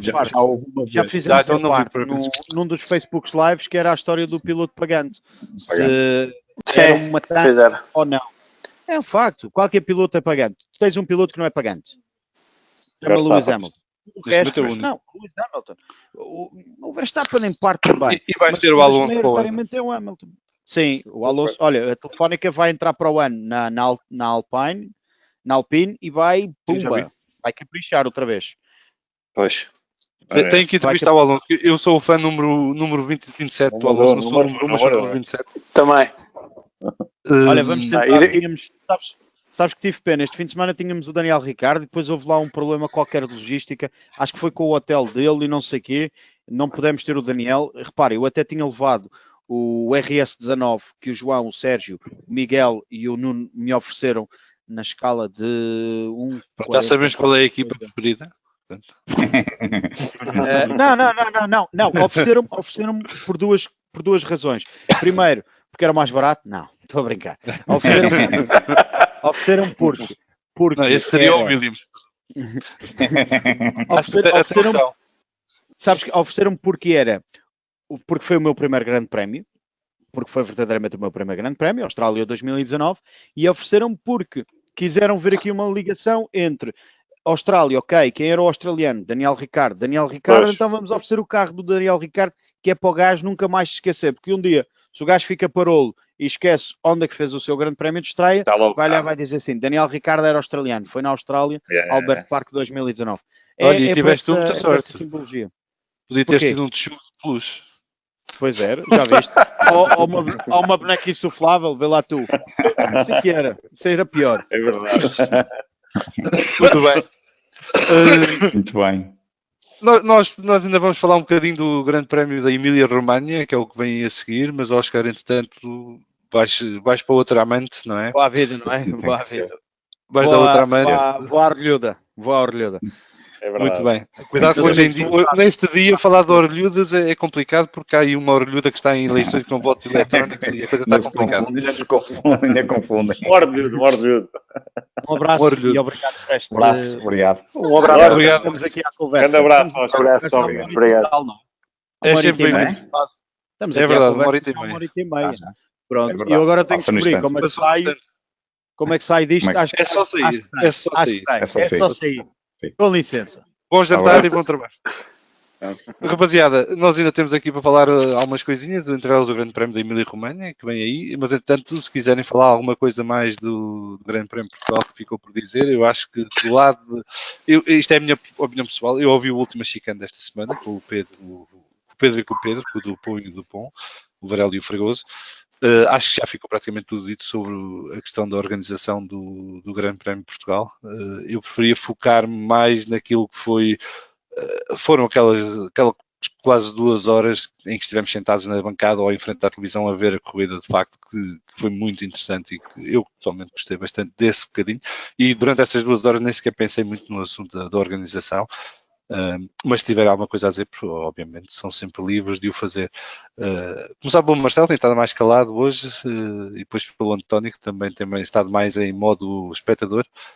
Marcelo, foi o teu primeiro grande prémio ao vivo, Grande Prémio de Portugal de 2020, em Portimão. Como é que te sentiste ver aqueles carros a passar o PTO pela primeira vez? Foi uma grande emoção para mim. Foi algo que já estava há muito tempo para acontecer e mais especial ainda porque aconteceu em Portugal. E então foi uma grande emoção. Do Grande Prémio as primeiras voltas foram realmente incríveis e ver no final da primeira volta um Alfa Romeo quase na frente, nós ficámos, eu e o Varela ficámos assim, é um Alfa Romeo aquele, não? Foi bastante interessante de ver. Mas qual era a dúvida? Se era o Williams, porque era branco? Não, eu acho que na altura ainda não tínhamos percebido bem que era. Eu acho que ele passa ao carro. Aliás, eu acho que ainda estávamos a pensar, passou o Sainz em segundo lugar, ele vai ultrapassar o Bottas e portanto eu acho que ficamos ainda nessa fase e a coisa foi engraçada. Uma coisa, porque acho que foi no último China, vocês falaram disso, os carros mais bonitos em pista, e o Alfa Romeo gostei bastante, aquele Bordeaux e o Mercedes, eu sou sincero, exatamente. Fica lindíssimo ao sol. Fica muito bem, mas vou-te dizer que o Mercedes, e eu disse isso na última escala, fiquei impressionado ao ver o carro ao vivo mesmo. O Mercedes é um carro muito bonito. É agressivo, mas um agressivo com beleza, com classe. Tem muita classe. Para aquilo, é um carro com muita classe. É atrativo o carro. É atrativo, o efeito depois dos pneus, da banda, a cor dos pneus fica muito engraçado. Conjuga tudo ali muito bem. Aquele carro de laranja ou de vermelho ficava... Eu gostei muito do McLaren também. O McLaren é bonito, mas o McLaren era mais bonito quando era todo laranja para mim. Quando tinha a papaya toda era diferente. Mas é um carro, por exemplo, o McLaren é um carro bonito, mas o que mais me espantou nisso foi mesmo essa sensação. É que uma pessoa vê todos os fins de semana, ou de 15 em 15 dias, ou quando é que é, e acha bonito, e vê as fotografias, e vê as transmissões, mas depois quando se vê ali tão próximo, realmente, aí espantou-me o Mercedes e também o Alfa Romeo, que já na altura eu tinha ficado a pensar, o Bruno várias vezes falava que é o carro do amor e que é a sua paixão, e eu realmente passei a prestar um bocadinho mais atenção, e depois quando vi ali, realmente também é engraçado, este carro ao vivo fica muito giro, e realmente espantaram-me esses dois carros, mais um bocadinho o Mercedes. Aliás, eles genericamente são todos bonitos. Acho que nesse aspecto o que é mais... O Racing Point é diferente.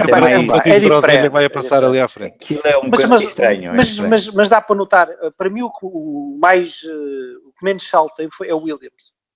Sim, principalmente aquele volante, não é? Aquela... Não, está bem, houve lá. Quem está de fora não viu o volante. Nota isso. Mas quando vês as transmissões por dentro e quando conduzes... Obrigado, Varela. Eu sei, por isso é que eu estava a dizer isso. Mas a verdade é que aquilo é um bocadinho estranho, não é? É muito estranho. Raikkonen em 6º lugar, ou 7º lugar, quando passou a primeira vez à tua frente, Sim. porque ele só chegou a 6º, um bocadinho mais à frente, depois no fim da reta. E o resto da corrida, que tal? Foram 2 horas que passaram num instante. Claramente passou muito rápido aquilo. É uma sensação incrível de vê-los passar. Como o Varela disse há bocado, um gajo ficava lá horas a vê-los às voltinhas à pista e nós ficávamos sem problema nenhum lá horas a vê-los. Sim, é uma delícia, sim. António, desculpa, Marcelo. Não, é só para dizer que, assim que já foi dito também, as primeiras voltas foram, sim, sensacionais, mas depois a coisa assentou no seu ritmo normal de corrida e os Mercedes foram-se embora e mais umas voltas. Especial, não é? E mais umas voltas e eles conseguiam, o Hamilton conseguia apanhar também o Leclerc, por isso há ali um grande desequilíbrio, claramente, dos Mercedes são... Aquilo a dada altura dava a sensação que até o Bottas ia buscar com mais meia dúzia de voltas. Porque a diferença na média dos dois à altura era brutal. António, tu viste na televisão, tiveste um privilégio diferente de nós, não é? Porque nós estávamos na pista e não seguimos as imagens, até porque os ecrãs gigantes eram fantásticos, para quem os tinha. A televisão do Varela é maior, a televisão do Varela. O Varela tem um ecrã bastante mais amplo do que aquele que nós tivemos direito em Portimão. Mas, António, como é que foi ver na televisão o Grande Prémio de Portugal? Com os comentários britânicos. Foi bastante... Sim, eu fico claro que não tem nada contra a Eleven. Eu simplesmente vivo aqui, portanto, é por isso que eu vejo a Sky. Tu és um grande fã do Hamilton e, portanto, preferes ver a Sky Sports. É compreensível.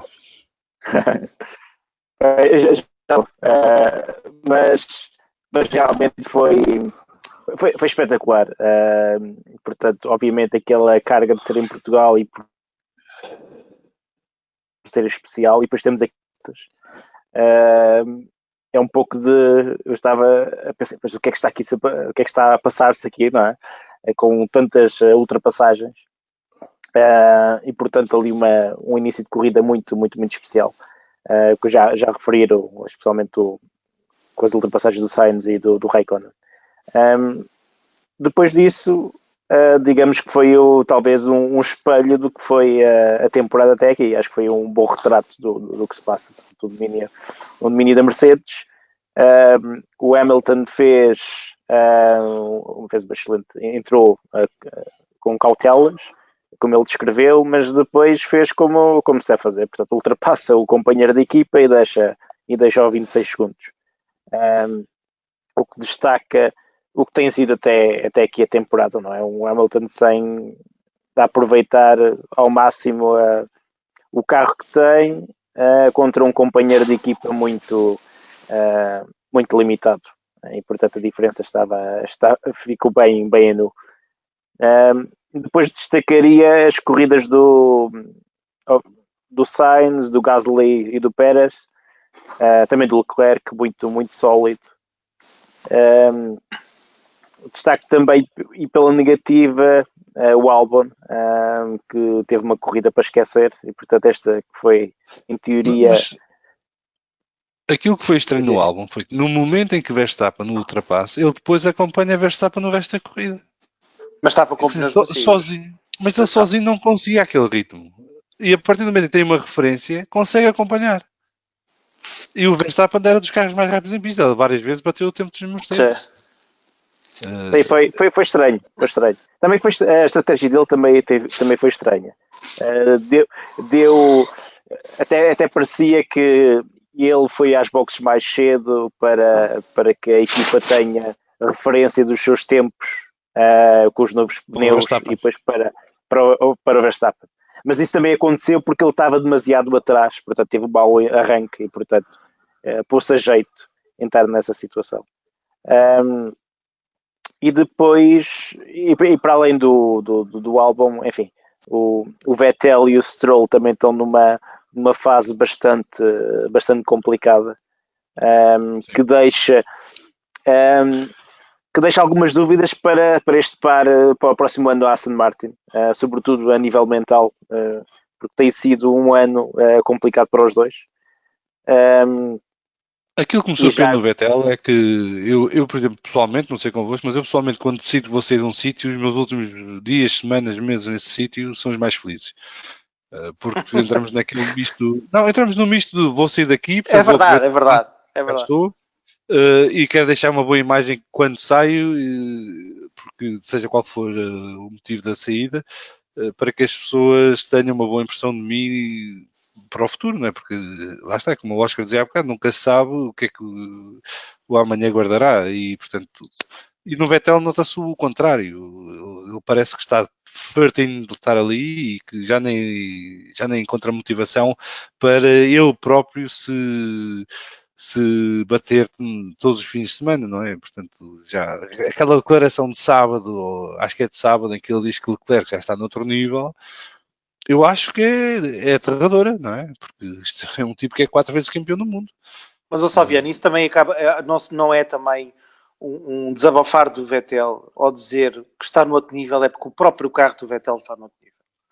Mas é que isso já foi desmentido várias vezes. Mas será verdade? Ferrari, Será verdade? mas a Ferrari, eu acho que o que pode estar a acho que não. acontecer é que a Ferrari não lhe explica o que é que os upgrades fazem. E ele não tem o mesmo nível de confiança no carro que tem o Leclerc.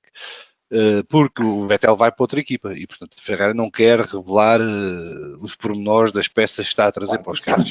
Agora, a Ferrari desperdiçar um segundo carro quando está tão atrasada em relação aos carros da frente. É isso. Nesta Eu fase acho- não faz sentido. nenhum. Eu acho que aí É uma época existe algum perdida, é uma época contraditório. perdida. Acho que existe algum contraditório no que diz respeito àquilo que é a filosofia da Ferrari. Primeiro está a marca, depois estão os pilotos. O que importa é termos dois carros bons a andar. Claro. Ou seja, isto aqui há várias nuances que tem que se meter em cima da mesa. Esta é uma delas, que tem a ver com a característica ideológica da marca. Mas uma outra, e aí eu também partilho com o Varela, existe aí uma outra que tem a ver com a rescisão ou ruptura que não foi a melhor entre o Vettel e a Ferrari e já com o falámos aqui Vettel várias sair vezes. para uma marca que potencialmente nas próximas épocas poderá meter em causa o domínio da segunda, terceira posição do campeonato, que é esta nova ação Uma coisa marketing parece que poderá certinha. Vai ser Ou seja, a reedição do duelo Vettel-Alonso, não é? Logo aqui, existe se calhar uma tentativa de esconder algumas das evoluções que já estão a ser trabalhadas em vista, e como tu disseste bem, e já há algumas semanas tens vindo a dizer que a Ferrari há de chegar ao final muito melhor e que já está em vista já o próximo ano e não tanto este, também esconder essas mesmas melhorias que muitas delas talvez possam ser já utilizadas para o ano. E depois também, ao que consta, e aqui estou-me a basear um bocadinho na opinião de algumas pessoas que nisto percebem mais do que eu, tem a ver um pouco com a raiz da construção desta reconstrução, vamos lá ver, reconstrução do Ferrari, adaptado muito mais a uma condução do Leclerc, sendo o Leclerc o piloto de cabeça nas próximas, não só nesta época, mas também nas próximas, e acho que tem a ver com uma condição... Claro, tem a ver com uma condição diferente do Leclerc para o Vettel e as adaptações estarem neste momento a ser feitas de acordo mais com a condição daquele que será o piloto no futuro. Mas também é aquilo que eu digo, eu acho que os carros, não, o que o Varela diz, eu acho que os carros não estão iguais, também concordo com isso.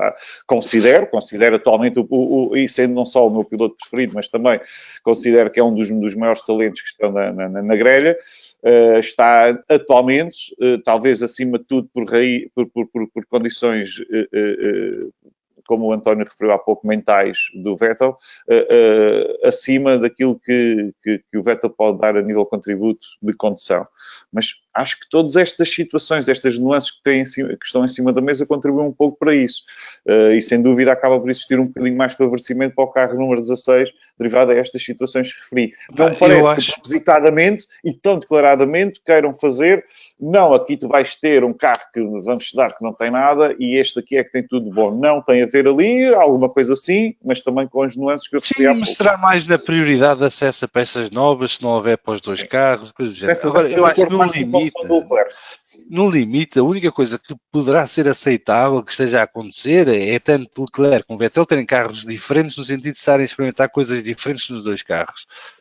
Mas que isso explique a diferença de performance entre os dois por si só, eu acho muito complicado. Porque estamos a falar de muito tempo.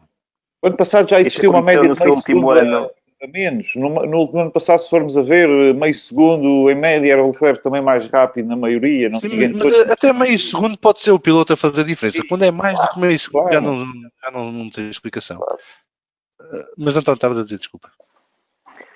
Sim, mas esse desistir do Vettel também se viu no último ano da Red Bull, que também foi algo semelhante. Sim, a segunda metade da época foi mais ou menos igual.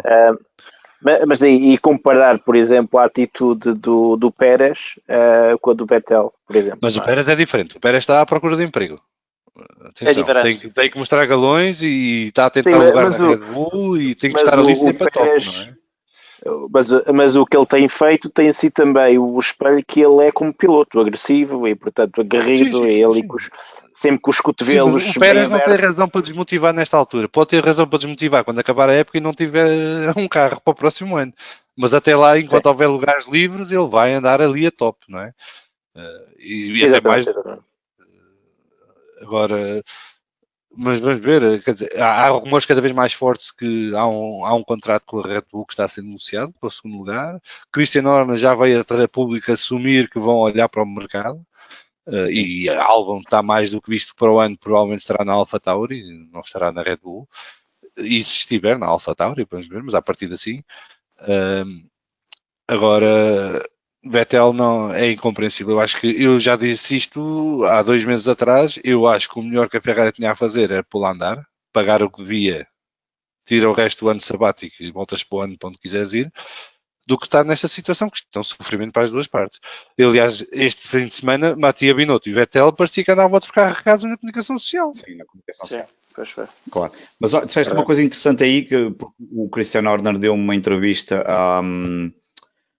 foi na Eleven, penso que... Não sei, a entrevista devia de ser, já não me recordo se foi a Eleven ou se a Eleven a transmitiu, e ele disse uma coisa que pouca gente tem falado e que acaba por ser um bocadinho preocupante, que é essa questão do motor e das mudanças que eles têm que olhar para o mercado, como estavas a dizer, e ele estava a dizer uma coisa muito interessante, que é preciso que a FIA, a organização da Fórmula 1, olhem bem para o que se está a passar, porque só há 3 motores na Fórmula 1 e é impensável para a competição continuar só com estes 3 motores e estar tudo dependente só destes 3 motores, as equipas todas, as 10 neste momento.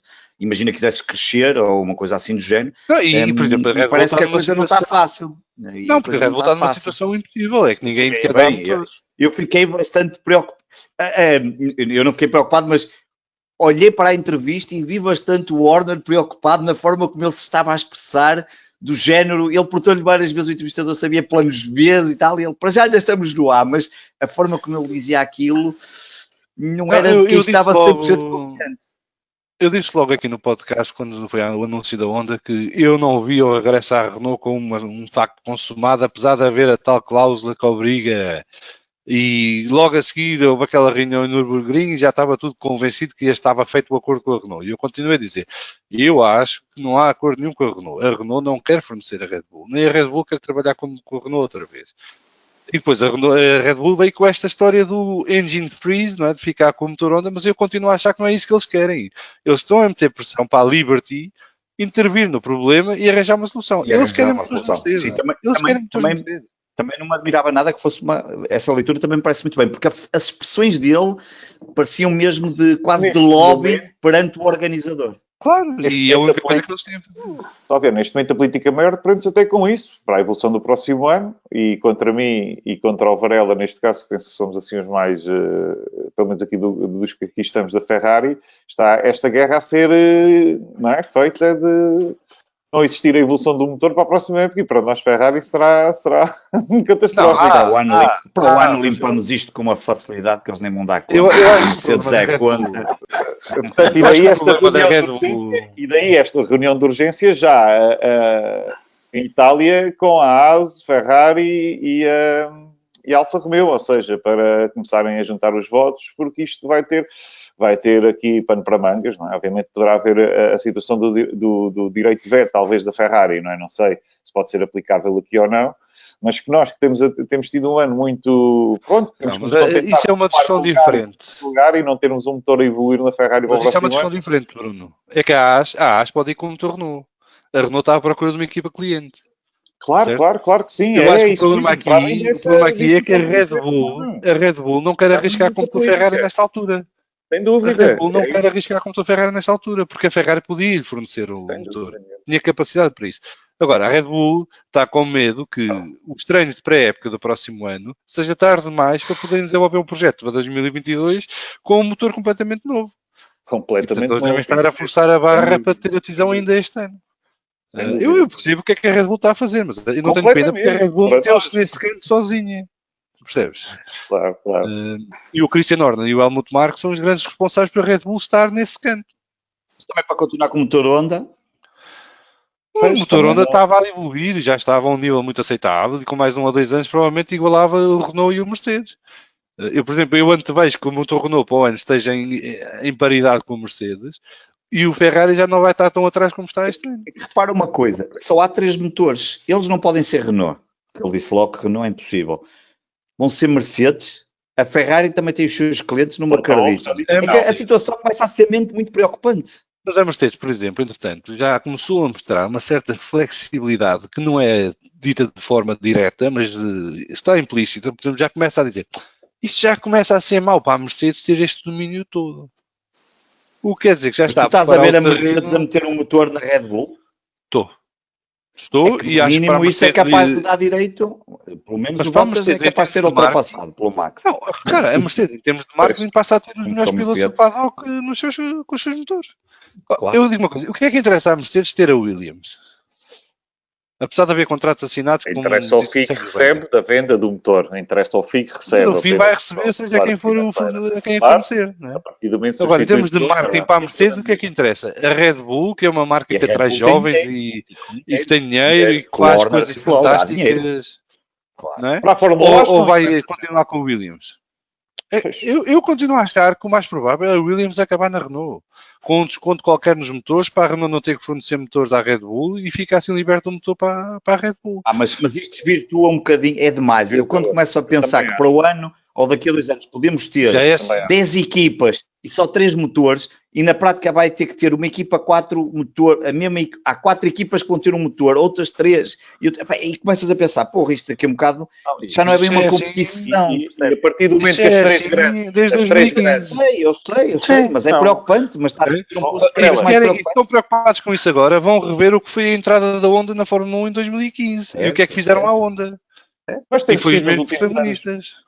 Só vendo, mas temos tido nos últimos 3 anos as 3 grandes com 3 motores diferentes e aqui traz aqui um acréscimo de, ao fim e ao cabo, de interesse, porque a Red Bull no tempo de Renault que dominou e agora também no tempo de Honda, e depois tinhas a Ferrari e tinhas a Mercedes, ou seja, existir dentro do panorama das 3 grandes, 2 com o mesmo motor, acho que perde aqui um pouco... Eu gostava de ver metade das equipas, pelo menos com motores diferentes, pelo menos metade, que é para ter a Porque eu certeza acho- que há ali metade de equipas que estão a competir para ser a melhor, porque senão tu não vais ter isso. Mas acaba por mais ser, é por isso que depois não existe margem de manobra. É por isso que novos construtores não querem entrar. Não querem, não é por isso. Não, querem Não é porque- só por isso, mas em parte também é por isso, porque o investimento Eu que acho têm que que- fazer para ganhar o tempo perdido, ou a vantagem que os outros têm é tanta, que quer dizer, Não, mas isto já não é a mesma coisa que quando entrou a Honda, porque agora, por exemplo, já houve um acordo aqui há uns anos atrás, por causa das diferenças que havia, em que os outros construtores têm acesso a parte da arquitetura dos motores Mercedes, por exemplo. Porque já tem uma base de trabalho para começar. O que não interessa aos motoristas é que aquilo é caríssimo. E é uma tecnologia que demora anos a maturar e que, muito provavelmente, quando chegarem sim, mas essa é a ao razão pico, pela qual ao eles não pico querem, disso... não é? Não Mas não, mas compensa o neste esforço. momento- Não compensa interessa o agora, esforço. interessa para 2026, quando entrar os novos regulamentos. Sim, mas primeiro temos de saber quais são. Acho que Não, isso vai sair já para o próximo ano, já estão mais ou menos acordados.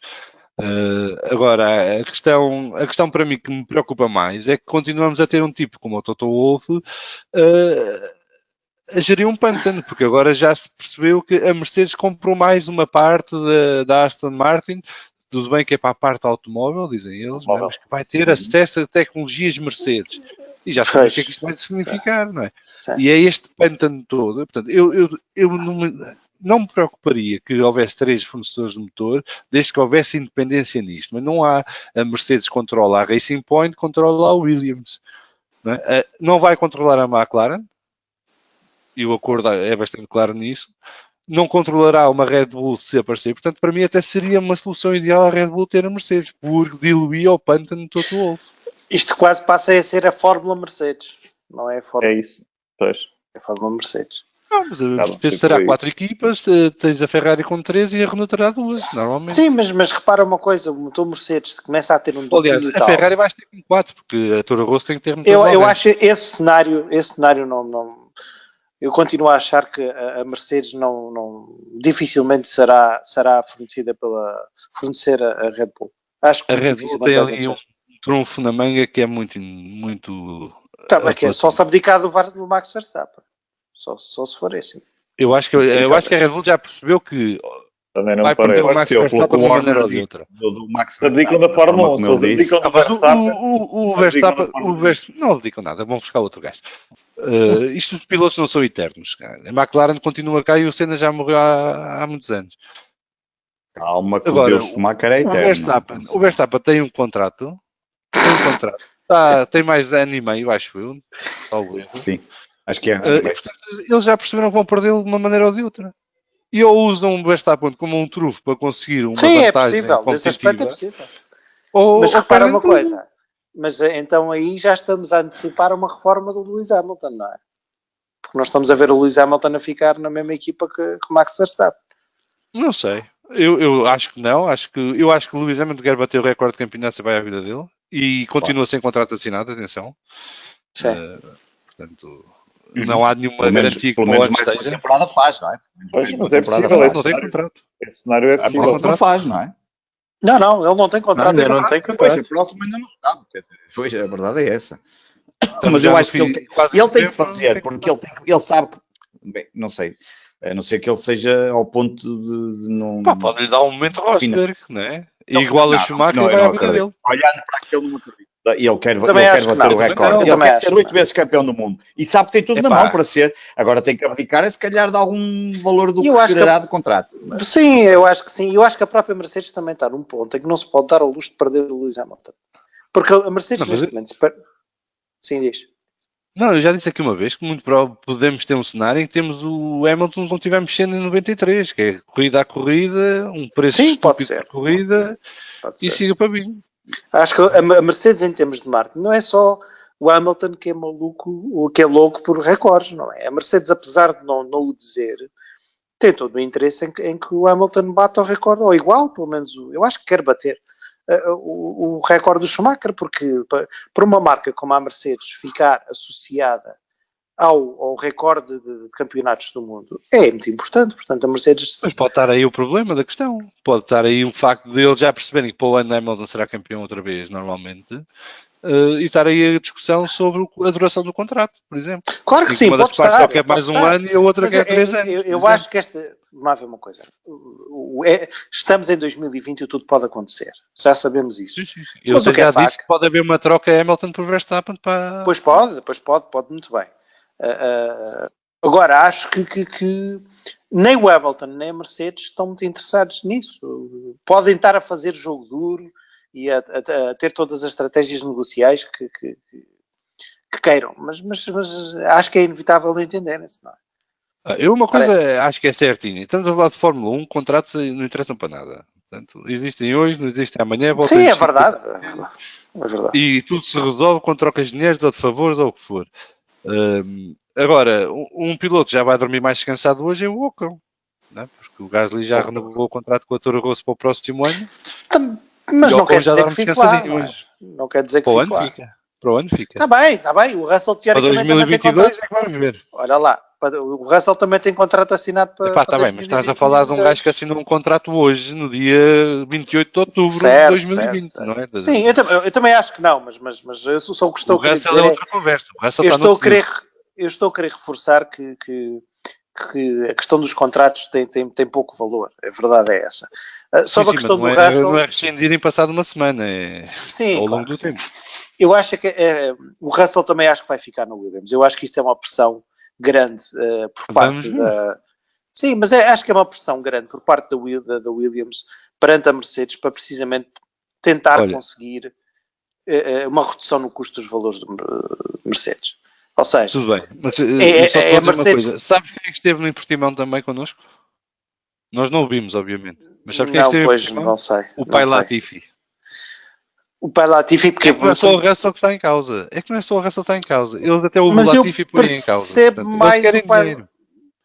Eu percebo que eles queiram dinheiro, mas até mesmo nesse aspecto, eu acho que eles têm... Repara, há poucos lugares disponíveis na Fórmula 1 neste momento. Logo, há 4. Pronto, há poucos lugares disponíveis. 4, quer dizer, há 4, sendo que um já sabemos que vai ser ocupado. Há poucos lugares disponíveis e existe uma coisa que é gente com vontade de investir. Existe o Nikita Mazepin, existe o Latifi... O Mazepin já anda há anos com a conversa e nunca fez nada. Está bem, mas o Latifi também teve não sei quantos anos para entrar na Fórmula 1. Portanto, deixa-me lá, Soutor, não me interrompa e deixa-me concluir o meu raciocínio. Ou seja, o que acontece Mas o que é? Qual raciocínio?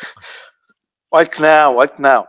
Existe aí uma coisa muito simples que é, o Williams está a jogar com o facto de existirem poucos lugares disponíveis e está a tentar maximizar isso. Agora, Faz muito bem. E faz muito bem, sem dúvida que é uma estratégia negocial muito, muito boa. Agora, parece-me que o Russell vai acabar por ficar. Agora eles vão esticar aquilo ao máximo para quê? Ter um desconto grande para que o pai Latifi se chegue à frente e jogar com possibilidades de que o Pérez vai ou que alguém outro possa vir. Se bem que eu não estou a ver o Toto Wolff a ceder nisso. Eu acho que o Toto Wolff está habituado a fazer ele a chantagem, não é ser chantageado. Está bem, mas repara uma coisa. O Toto Wolff tem um problema grande em mãos, que é... Ele não Hoje já tem um menor, porque o Ocon já está seguro. Pronto, sim. Mas é exatamente isso, Salviano. Eu acho que o Toto Wolff, por muito que diga que tem uma alternativa para o Russell, a alternativa que tem é pôr o Russell a fazer o mesmo que fez. Pois, exatamente. Um aninho na Mercedes com piloto de reserva e siga. Pois, mas repara uma coisa, isso é uma coisa. E se calhar não lhe fazia mal, porque ele está ali a arrastar-se no Williams, só está a queimar. Eu não sei se seria bom ou mau. O que eu acho é que estar um ano sem guiar, e eu gosto muito do Ocon, acho que também tem uma fatura grande, porque está-se a ver o Ocon só agora é que está a conseguir fazer alguma coisa do Mas o Ocon tem o Ricardo ao lado e o Ricardo não é um gajo fácil. Está bem, mas eu sei que não é. Está bem. Para o ano ele terá uma tarefa mais facilitada para o ano. Não vai. Para o ano é pior. O que diz é que ele será o substituto de Bottas. Está bem, mas isso é em 2022. Em 23. Não, 22, sim.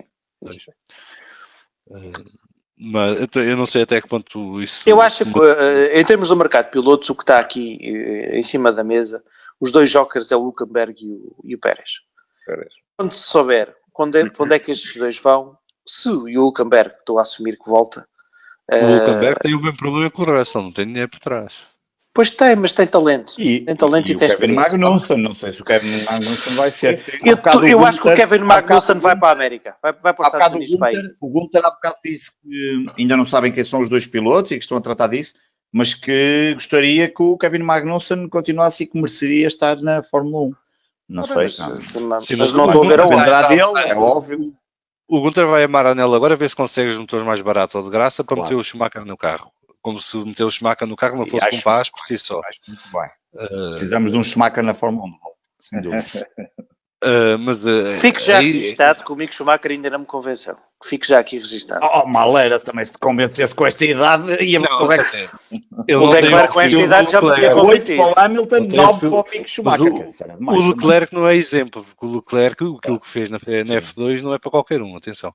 E eu lembro o próprio Russell. Mas o Russell já foi diferente do Leclerc. O Leclerc arrasou. Ou o Norris. O Leclerc arrasou com aquilo. O Leclerc fez coisas na F2 que são um luxo. Quer dizer. Pois são.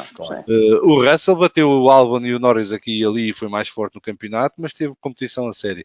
Aliás, o Russell, Norris e Albon faz lembrar o tempo do António Félix da Costa com o Magnussen e o... Quem era o outro? Também veio para a Fórmula 1.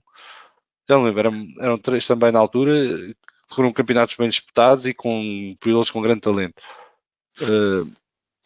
Repetir o que o Leclerc fez é muito complicado porque o Leclerc basicamente é um prodígio que arrasou com aquilo. Aquilo até no fim de semana em que o pai falece, ele vai para o Baku e ganha aquilo com uma perna às costas. E já agora, esses 4 vale a pena ver um quiz que a Fórmula 1, acho que foi a Fórmula 1 que lançou, o Albon, o Russell, o Sainz e o Leclerc. Aquilo é muito engraçado, com perguntas entre todos, que eles se conhecem tão bem uns com os outros. É muito engraçado porque é ali 25 minutos a fazerem perguntas sobre cada um dos pilotos e há ali um nível de complicidade muito interessante, muito grande. Sem dúvida nenhuma. Sim, eles cresceram todos juntos praticamente. E com rivalidades sempre assentes na pista, não é? Sim, é muito engraçado quando eles dizem que o George Russell fez o primeiro ponto da temporada lá no concurso. Aquilo é muito Olha, eu gostava só de ainda sobre o Grande Prémio de Portugal, e não vou dizer nada sobre a corrida porque vocês já disseram tudo, mas gostava de partilhar aqui um bocadinho a minha experiência pessoal, que foi porque eu fui com o meu filho mais novo, como vocês sabem. Ele gostou? Tiveram com ele. Ele, quando viu o primeiro carro a sair nas voltas de instalação, ficou assim completamente. Exatamente, mas ficou completamente estarrecido a olhar para aquilo. Só que depois é impressionante as diferenças geracionais. Porque chegou ali um ponto em que depois se fartou, começou-se a fartar daquilo. E, ou seja, ao fim foi para aí na volta 20. Foi mais ou menos quando o Verstappen foi à boxe. Ele começou-se a fartar um bocadinho daquilo.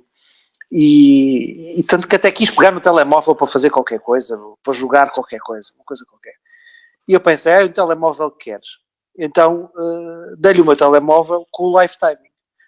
E parecia que lhe tinha dado a melhor coisa da vida, porque aí começou a seguir a corrida volta a volta. Viu o que estava a acontecer. Exatamente. E foi muito engraçado. Isso foi uma das grandes falhas da organização. Pois foi. Mas foi muito engraçado. Mas foi muito bom voltar a rever um Fórmula 1 ao vivo. Eu já não via desde 2016. Os carros, desculpem lá, de 2016 para cá fazem muito mais barulho. Em 2016 pareciam uns aspiradores. Eu não ouvi em 2016. Então... Sim. Eu por acaso acho que fazem menos barulho agora, vês? Pronto, eu em 2016 acho que foi a primeira vez que vi estes aspiradores. E gostei muito sobretudo no sítio onde fiquei, que fiquei no final da reta da meta, na primeira curva. No sítio excelente. Pois está. VIPs, é isto. VIPs.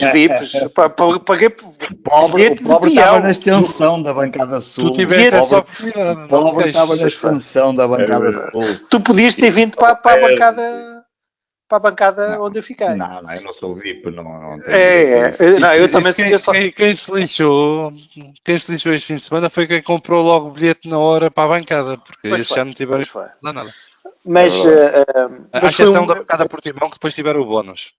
Sim. Eu gostei muito de ver, sobretudo, os carros, aquela travagem na primeira curva era uma coisa impressionante.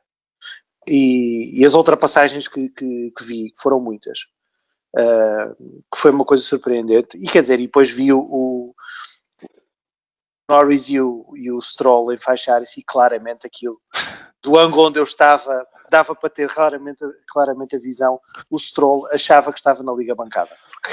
Aquela outra passagem. Parecia mesmo Liga Bancada. Eu chamei-lhe um momento à Vettel. Parecia a última que eu fiz ao Salviano. É um chamado momento à Vettel, que é passaste metade do carro e achas que alguém desapareceu e viras para cima dele. Exatamente. É uma pessoa aqui para ouvir estes impropérios, é isto. Não foi o que o Vettel fez aí. Olha, foi o que fez ao Mark Webber, acho que foi na Turquia. Foi o que fez ao Raikkonen e ao Verstappen em Singapura. É uma tendência que eles mereciam, a verdade é essa. Fez porque eles mereciam, não fez porque... Sim, mas é aquela tendência, eu acho que não é propositado, é mesmo aquela percepção que passaste o carro está ao lado e o carro ainda lá está, não é? Eu diria que grande parte das vezes eles não fazem intencionalmente, é mesmo por, se calhar ele não contava que estivesse ali o carro. No caso do Stroll, eu não acho que ele queira abalroar de propósito, porque aquilo acabou por lhe correr mal, mas é de um ótimo extremo. Eu acho que sim, é por isso que o Norris também disse aquilo, depois acabou por pedir desculpa, e a verdade é que não devia ter feito, atenção. Eu percebo porque o Norris terá feito aquilo, eu percebo porque é que o Norris terá feito aquilo, e há bocado fiquei a pensar nisso quando o Oscar falou da questão de o ter entrevistado. O Norris está naquele momento que tem que passar de ser o Joker, como no outro dia fizeram na Fórmula 1 fez um vídeo em que perguntou uma série de coisas a todos os pilotos. E ele, sim, é do início da época, e ele foi o único em que toda a gente disse, o Richard disse o Joker e disse do Norris que era um bocadinho o espalhafatoso, e a verdade é que ele se calhar também tem que dar aquele passo em que, ok, é giro serem uma piada, mas tu também tens de ter aquela responsabilidade e também perceber onde é que tu estás.